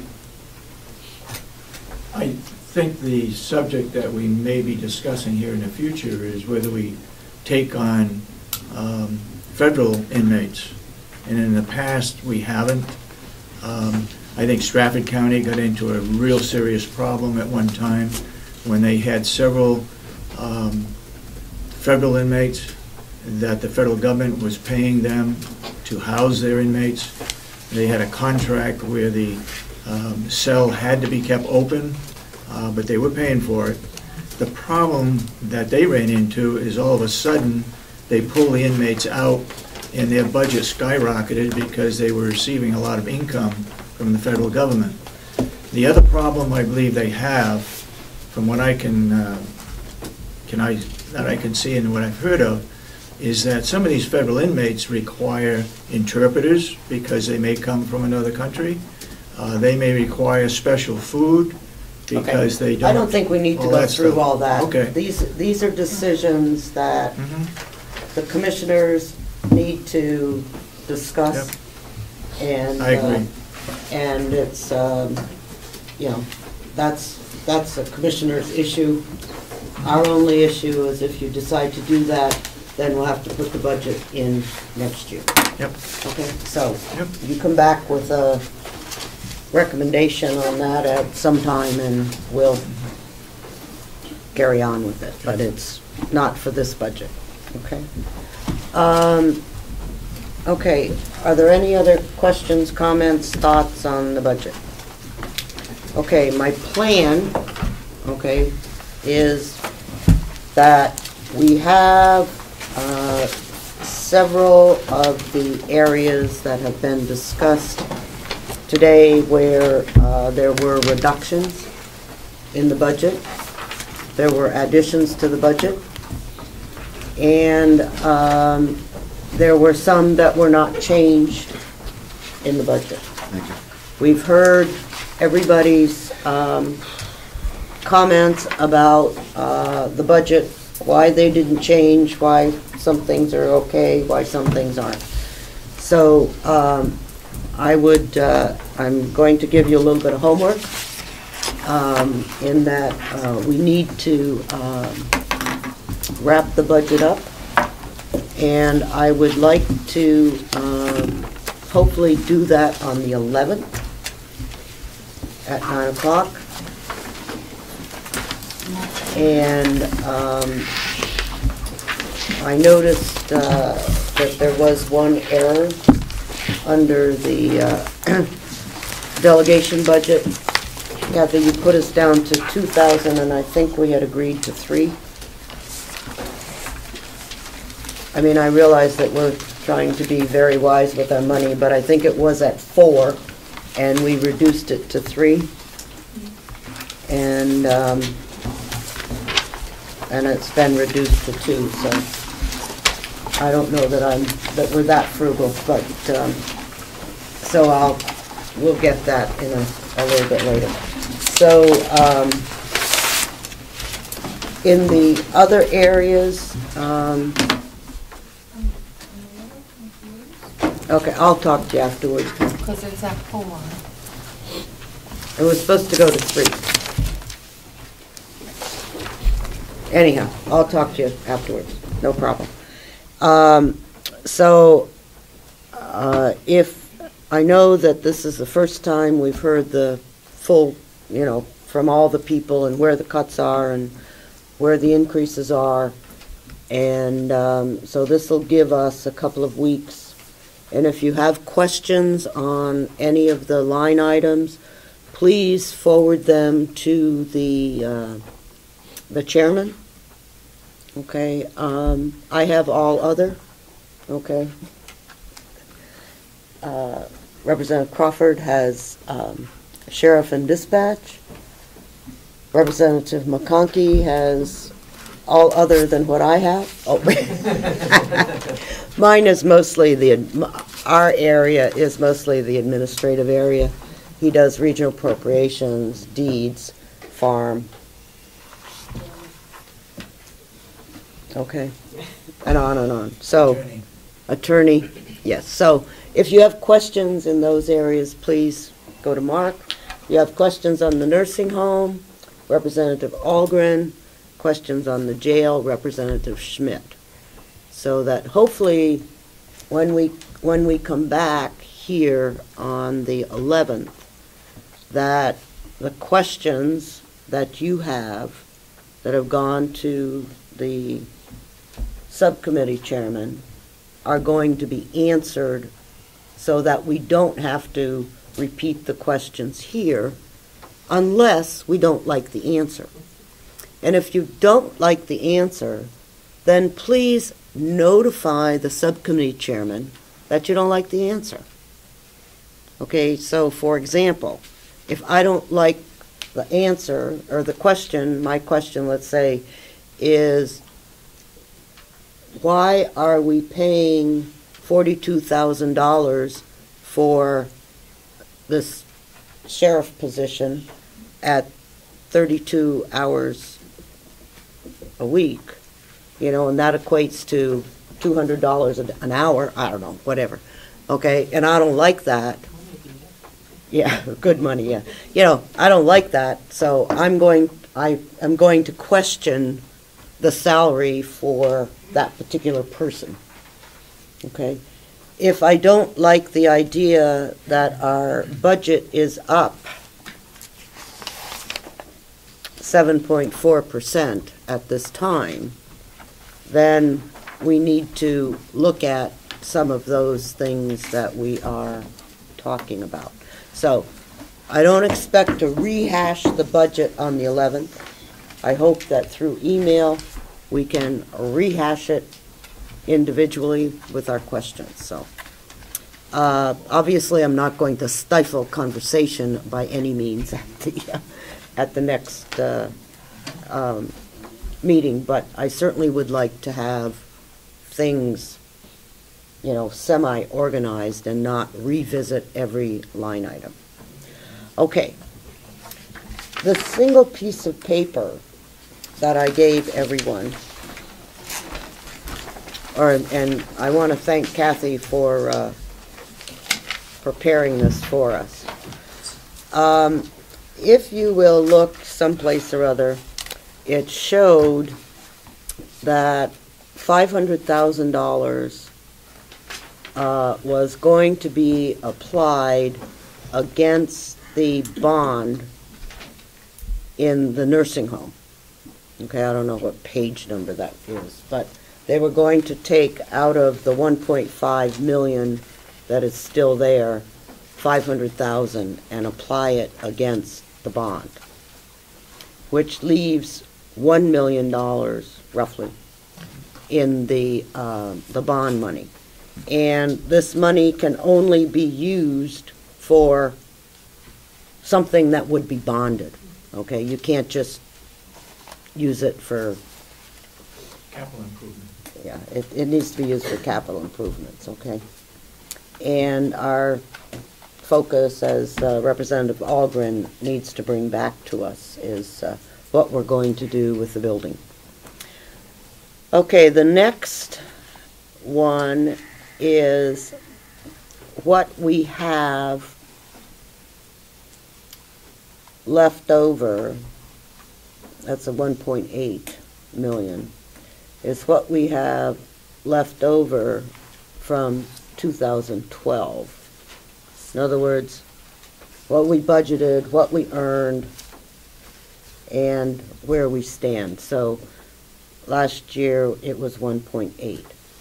And then the next line, the fund balance, the prior year fund balance is 2.283, whatever.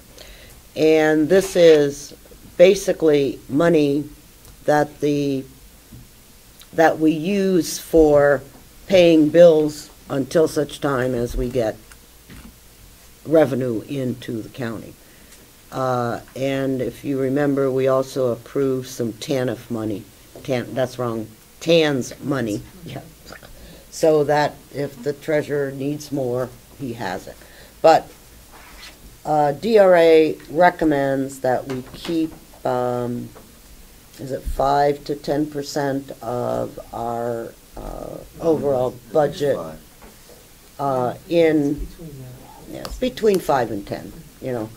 And we're just slightly below that, but overall, I think the 2.3 is probably not too bad. And then in the 13 proposed budget down at the bottom, you can see what the proposal is. It's a 2.6% increase, and the amount to be raised by taxes is an increase of almost $1 million.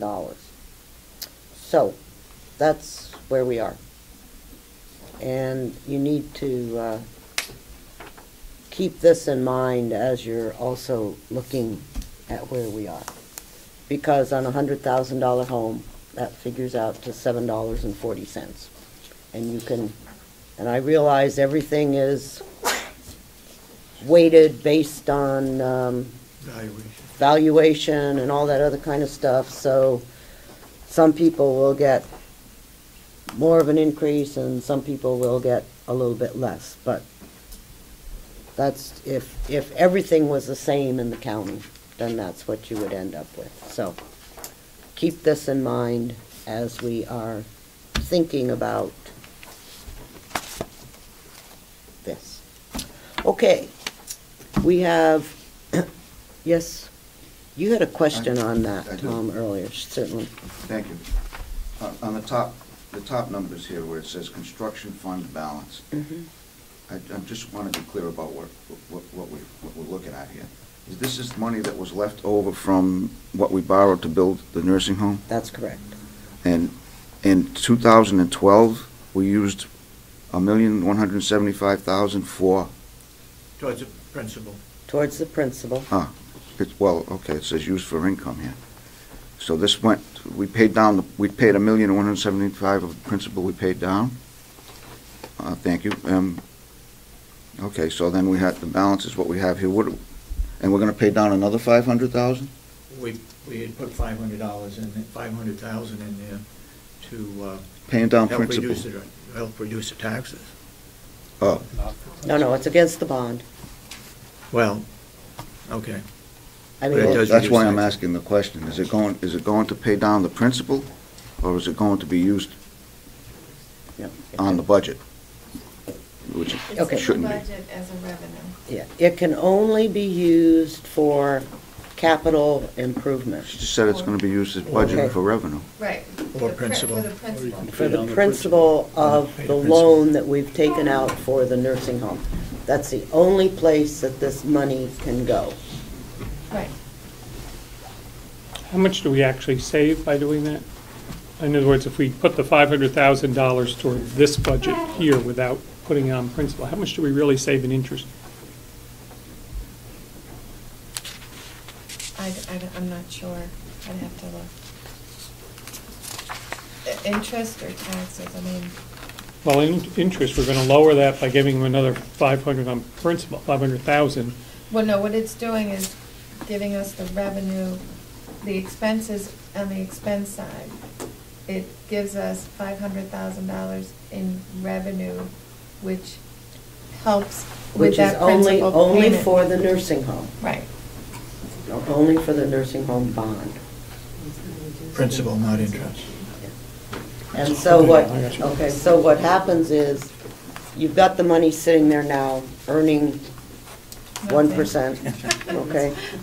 1%. And so when Kathy says revenue and expenses, if we didn't have that money, then the cost, then the amount that you would have to pay in taxes to cover the bond would be higher. debt service. Okay, yeah, debt service would be higher. I want one other question on this. Certainly. Is for Kathy, basically. Mhm. Is anywhere on this page the unassigned fund balance included? Right here. Right there on the bottom, Right here. in the middle. 2.28.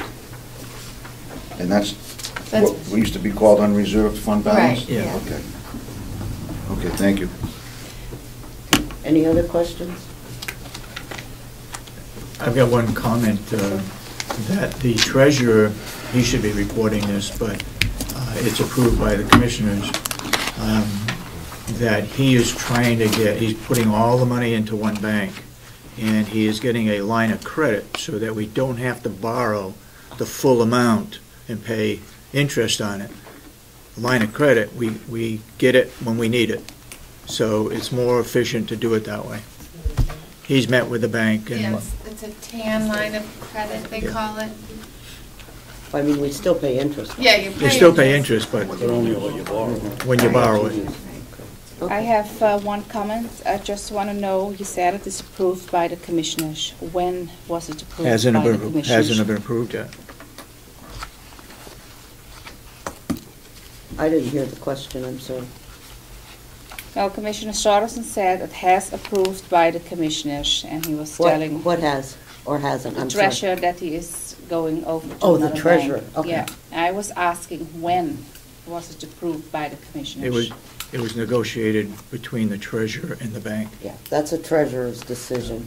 That's not a Yeah, commissioner's no, but decision. Commissioner Sorensen said it was approved by the commissioners. Well, But I don't remember anything may have- in front of We the haven't board. looked at it yet. He may have misspoken, but the treasurer has all kinds of authority when it comes to money. That's why we elect him and hope he's honest. Oh, I'm sorry, Jack, he is. He's done a good Excuse job. me. He heard me, didn't he? Yes. Do we get a report from the treasurer periodically with showing bank accounts and interest and, information like Would that? you like to have that happen? Sure. Okay. Then at our first quarterly review, which should be in April? March, April, early May? Yes. Okay. Would you please Early May. ask the treasurer to, Yes, he'll come and present. okay, Yeah. appreciate it. I have a quick question. On the discrepancy that Representative Cordelli found in the technology, of all of the budget, because each one of us has a line item for technology. When would we discuss or find out where the discrepancy? Is it, sheriff, is it? I have to It goes to your committee. assume, okay, that the commissioners will provide us information on that prior to the 11th. And that they will give that information to my committee, as well as to Kathy, to update the pages that need to be updated in. I'll have to catch up, I'm not sure what the question was. Oh, IT is about $36,000 out of whack. Between the contract. Between the contract. Yeah, did you notice in dispatch, there's 27 in there and 27 in the sheriff's department? So that might be where you're, half of the contract, so that's probably, Maybe we can take a that's look. where, I'm sure, when you were. We can take a look at it afterwards, maybe. Yeah, that's probably, Anyhow, and it's that's- in there, it's in the budget, under dispatch. Whatever, but we need to Yep, no problem. just get it back to us, whatever is appropriate. Okay, we have one other subcommittee. Is there any other discussion on the budget at this point? Okay. Representative Ticehurst has been meeting diligently with her committee on performance audit, and we'll get a report from her. Thank you. Okay, our task was to determine if a performance audit would be beneficial for efficient and effective operation of the county and for building public confidence. And we met twice and did homework in between that, gathering information about various things. We looked at different methods of evaluating performance and other alternative tools that might be used, including a master plan or a capital improvement plan and other types of evaluation. We also noted that if a performance audit is mismanaged, it can have some negative consequences, such as finger pointing or blaming, or doesn't work quite as you intended. And it doesn't, as I found after that, it doesn't always result in a savings to the county. Sometimes it results in greater expenses to the county. So we did vote. Well, let me tell you first that we looked at other performance audits that have been done in the state, and performance audits, one that had been done by the state legislature for an example of what we could expect. And also looked at whether or not the delegation was the appropriate party to conduct an audit, and decided that, yeah, it probably was. So, yeah. So we know that we have the authority, but we were just checking to see if maybe somebody else might be better at it than we are. We did vote, and we voted 4-0 with 1 absent to recommend that a county performance audit be conducted, but that prior to issuing a request for proposals, the scope of the work needs to be well defined. In addition, we noted that the management structure and performance should be included as one component. And while some members of the committee recommend using available funds immediately for this, others felt that appropriating funds for the project might be premature. And we did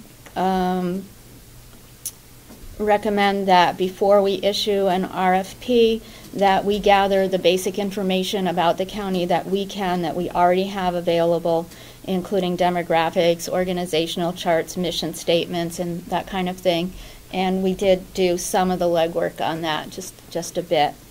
And we also compiled a list of questions that should be answered by the performance audit and areas of concerns, but it's just a preliminary list. So we can share that if you like.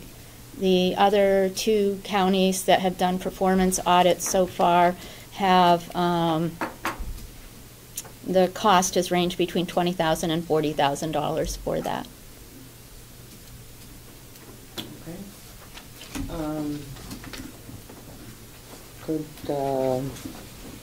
Since the committee is recommending that we move forward with a performance audit,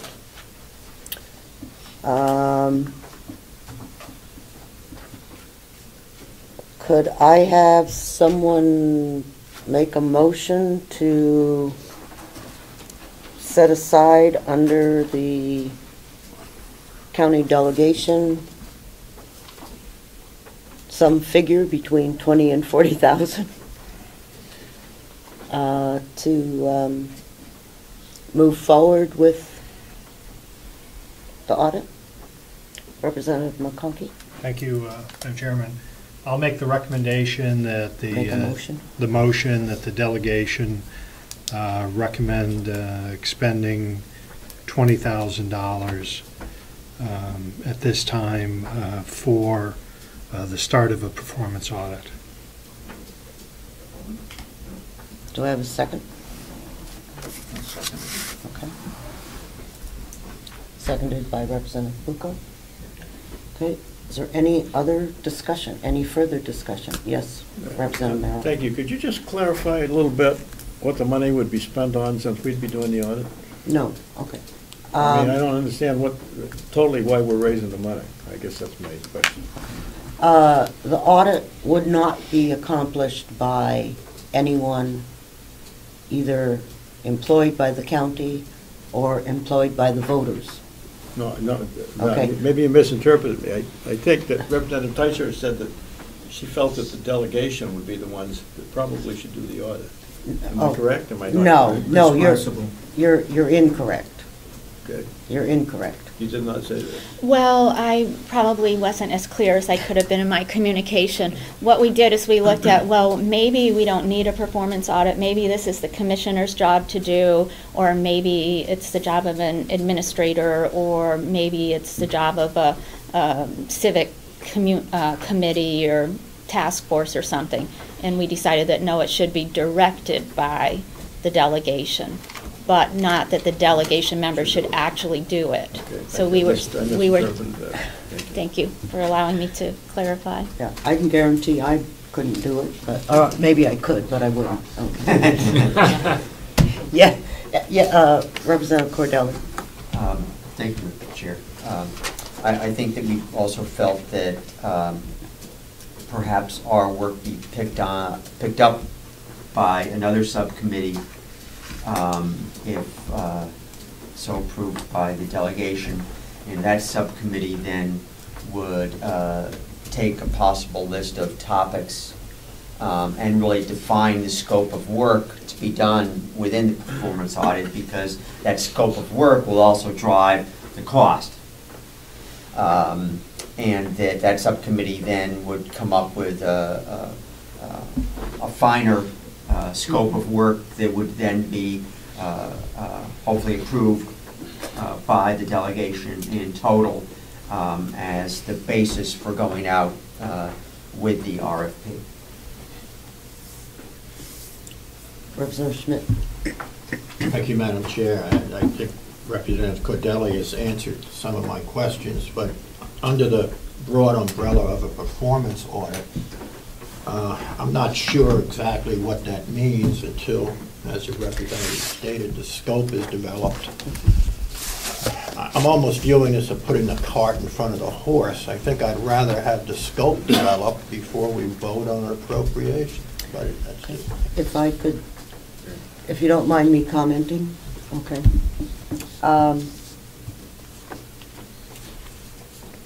The concern I have for the approach of developing the scope first, before the dollars, is that this is would, in my opinion, would be a kick the can down the road, because the next time that we could even discuss this would be next year.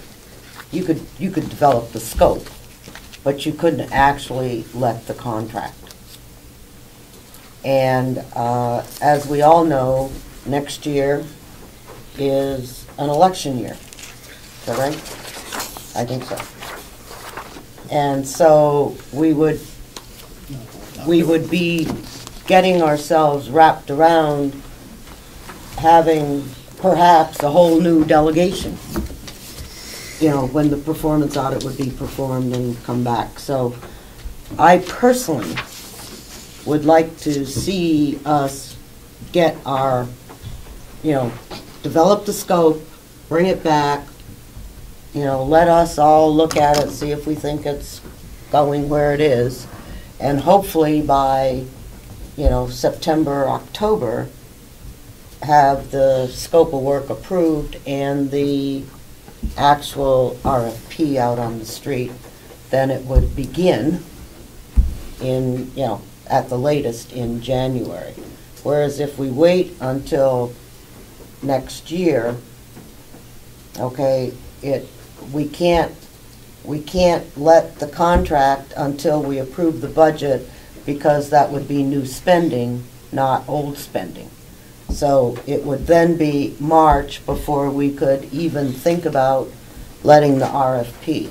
So I'm just, you know, I'm just trying to, my thought process is that I want to line it up in such a way that we as a group who have, have identified the need, or the subcommittee's recommendation, I guess I should say, of a need, would in fact allow us as a delegation to see what those recommendations are before the next group comes in and we start building the 2015 budget.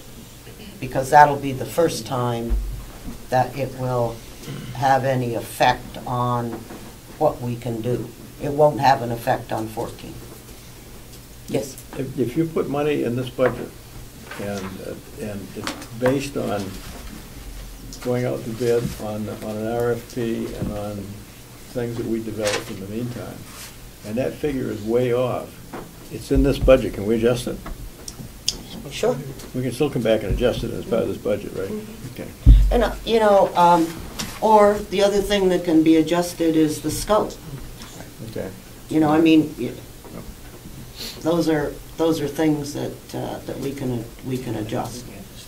And we have to be careful, though, that we don't have a lot of money in our budget. So it's that's kind of where we are. Yes, Representative Ticehurst. The motion is to expend $20,000 to start a performance audit, to get started on it. And I don't understand how we can do half a performance audit, that we really need to appropriate the full amount.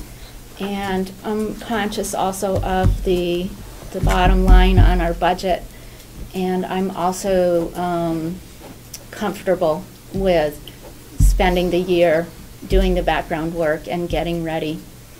I don't have that sense of urgency. Okay. Yes. I would, thank you, Madam Chairman. I would take the conversation from Subcommittee Chair, Representative Ticehurst, to remove the word start. My appropriation would be $20,000. And thank you for making the correction. $20,000 for a performance audit. Representative Bucco, will you second that amendment? I'm having second thoughts about it because... We can still second the amendment. Well, I did that just for the discussion the first time, right? Okay, then I'll second it. Thank you. To take the word start out of the motion. Yeah. Yes. Did you have comments? No. Okay. Yes, Representative Cordelli. Speaking on the motion, I would view the $20,000 as really a placeholder at this point. Mm-hmm.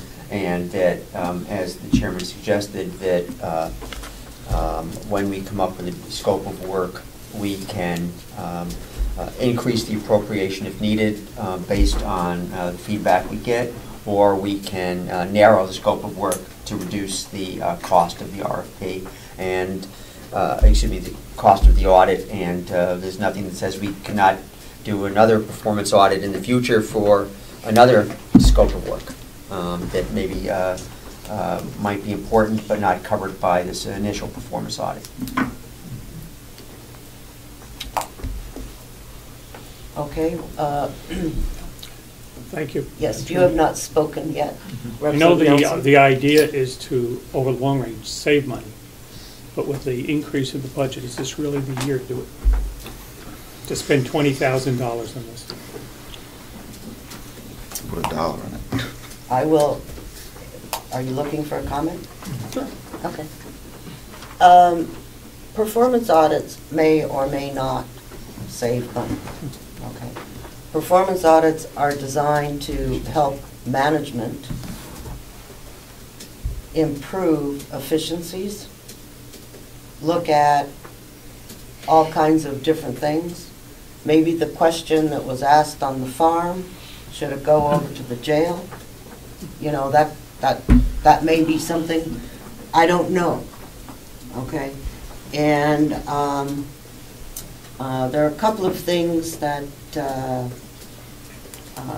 were not discussed today that I don't believe that this will result in an increase in the budget.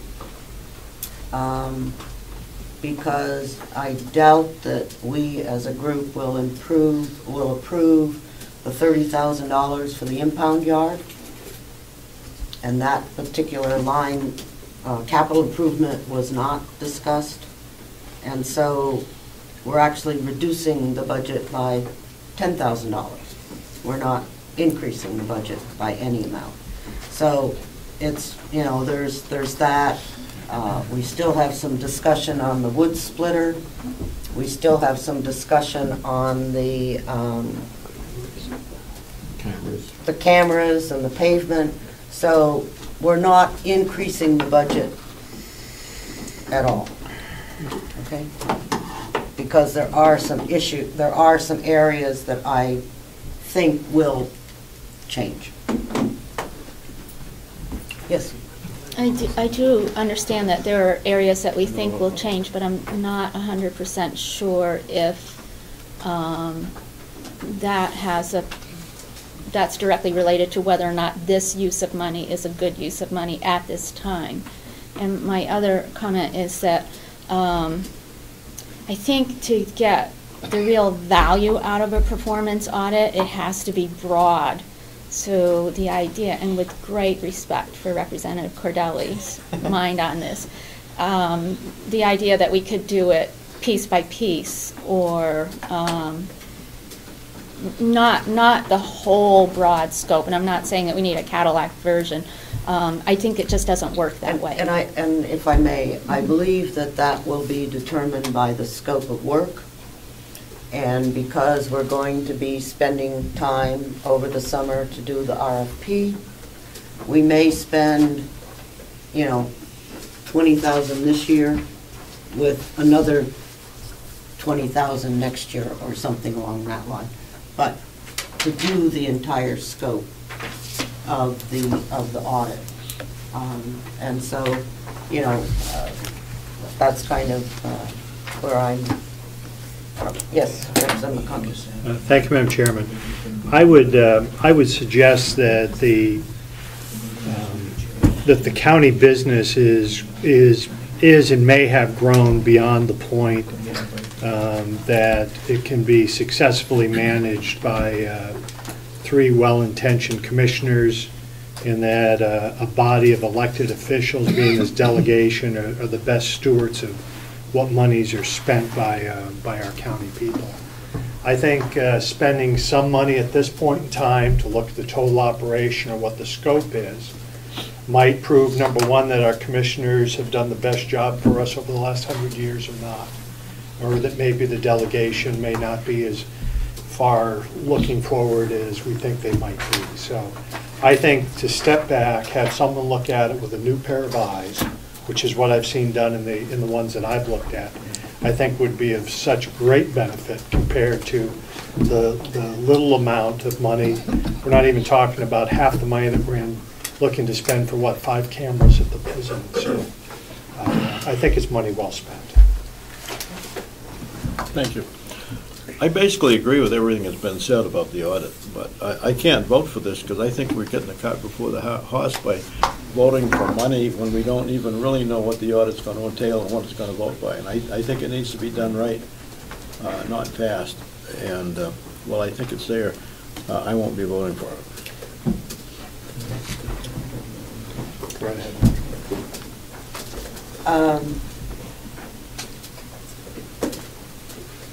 I have no problem with what you're saying, Representative Merrow, on the defining the scope of work. But my concern is that if we do not, as I stated earlier, if we do not get the RFP out this year, that we are we've caught ourselves in election frenzy, and that's the concern that I have as to why I think it's essential that we do it now.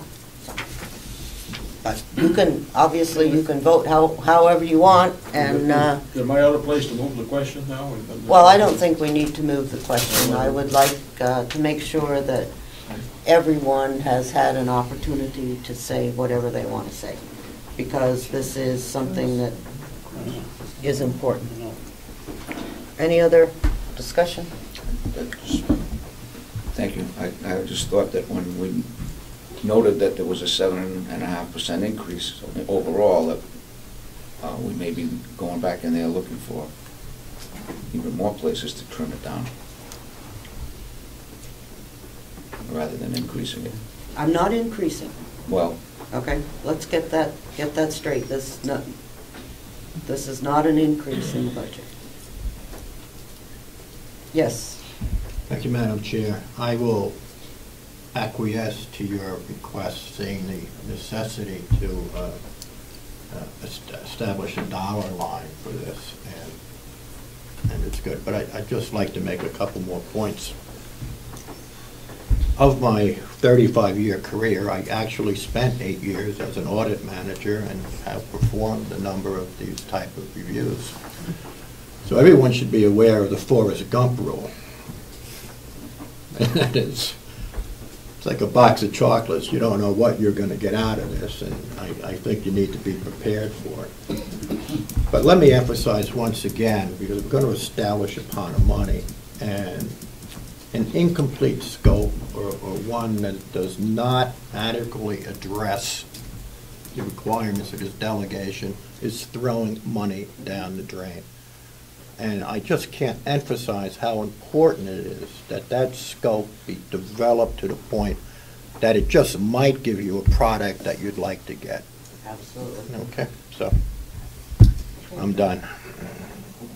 All right, you may have 1 second. Give or take. Your time's up. Go ahead. If it be any help, we do have copies electronically of the performance audit done at Grafton County, and I'm in the process of getting the RFP that was issued for that performance audit. So I will email both of those to all the delegation members and the commissioners as well. Okay. Anything else? If he's going to mail all of this audit out to all of us, which would give us some idea of what it encompasses, could we wait and vote on this on the 11th, or is that too late? Well, since the motion is on the floor. No, that's okay. I'm just asking, could we? If the motion was defeated, could we do it on the 11th? After we looked at the stuff that you sent out? I guess, okay. You know, we can do whatever we want. Okay. We're all big people here. So, would it be best to withdraw the motion possibly? I think we can vote on it at this point, and if the position is that the delegation does not want to do a performance audit, then we will drop it like a hot potato. Okay? And because this is a decision about whether we want to do a performance audit. No. Excuse me. Okay? And $20,000 for that performance audit.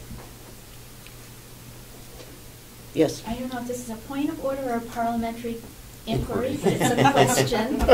Whatever. I just want to clarify, because my understanding was the motion was to approve the expenditure of $20,000, which to me is very separate from approving a performance audit. Yes. Well, So, inherent in the $20,000 expenditure is that you are approving it for a performance audit. I mean, that is absolutely right in there. Okay. It's okay. So if you don't want to spend the money for a performance audit, then that would suggest that you don't want a performance audit performed. no, Okay? no, I'm sorry. Well, that's your, May- that's your, okay.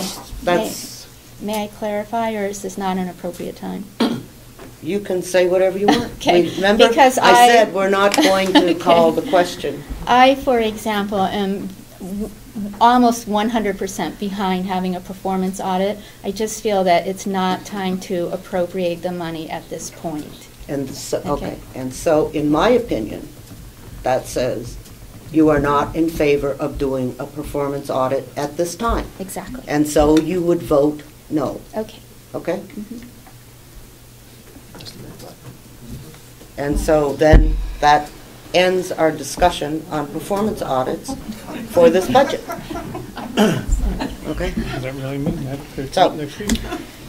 All right, Could I have a Right, we show could of still hands discuss as an to agenda. the people that support the motion of spending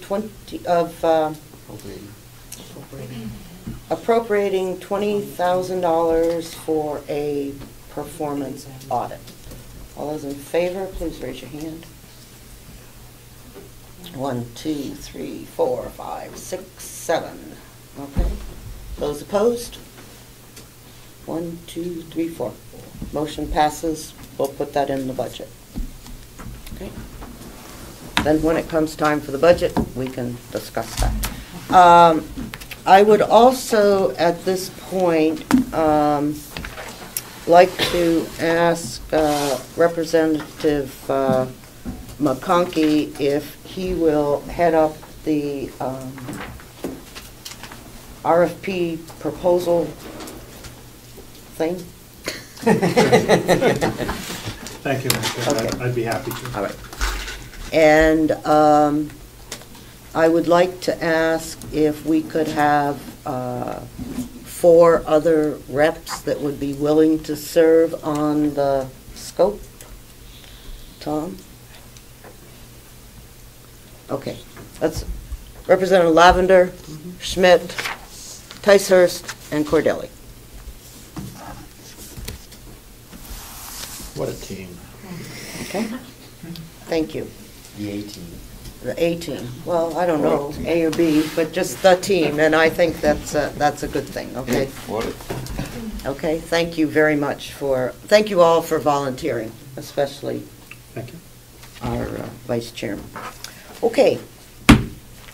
Are there any public comments?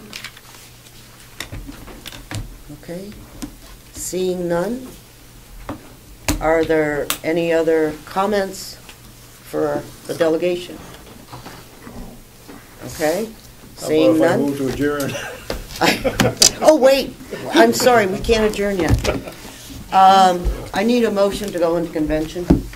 So moved. Second? Second. No, don't do that yet, don't vote on that. I would like to ask for a motion to approve the minutes from the 28th of January.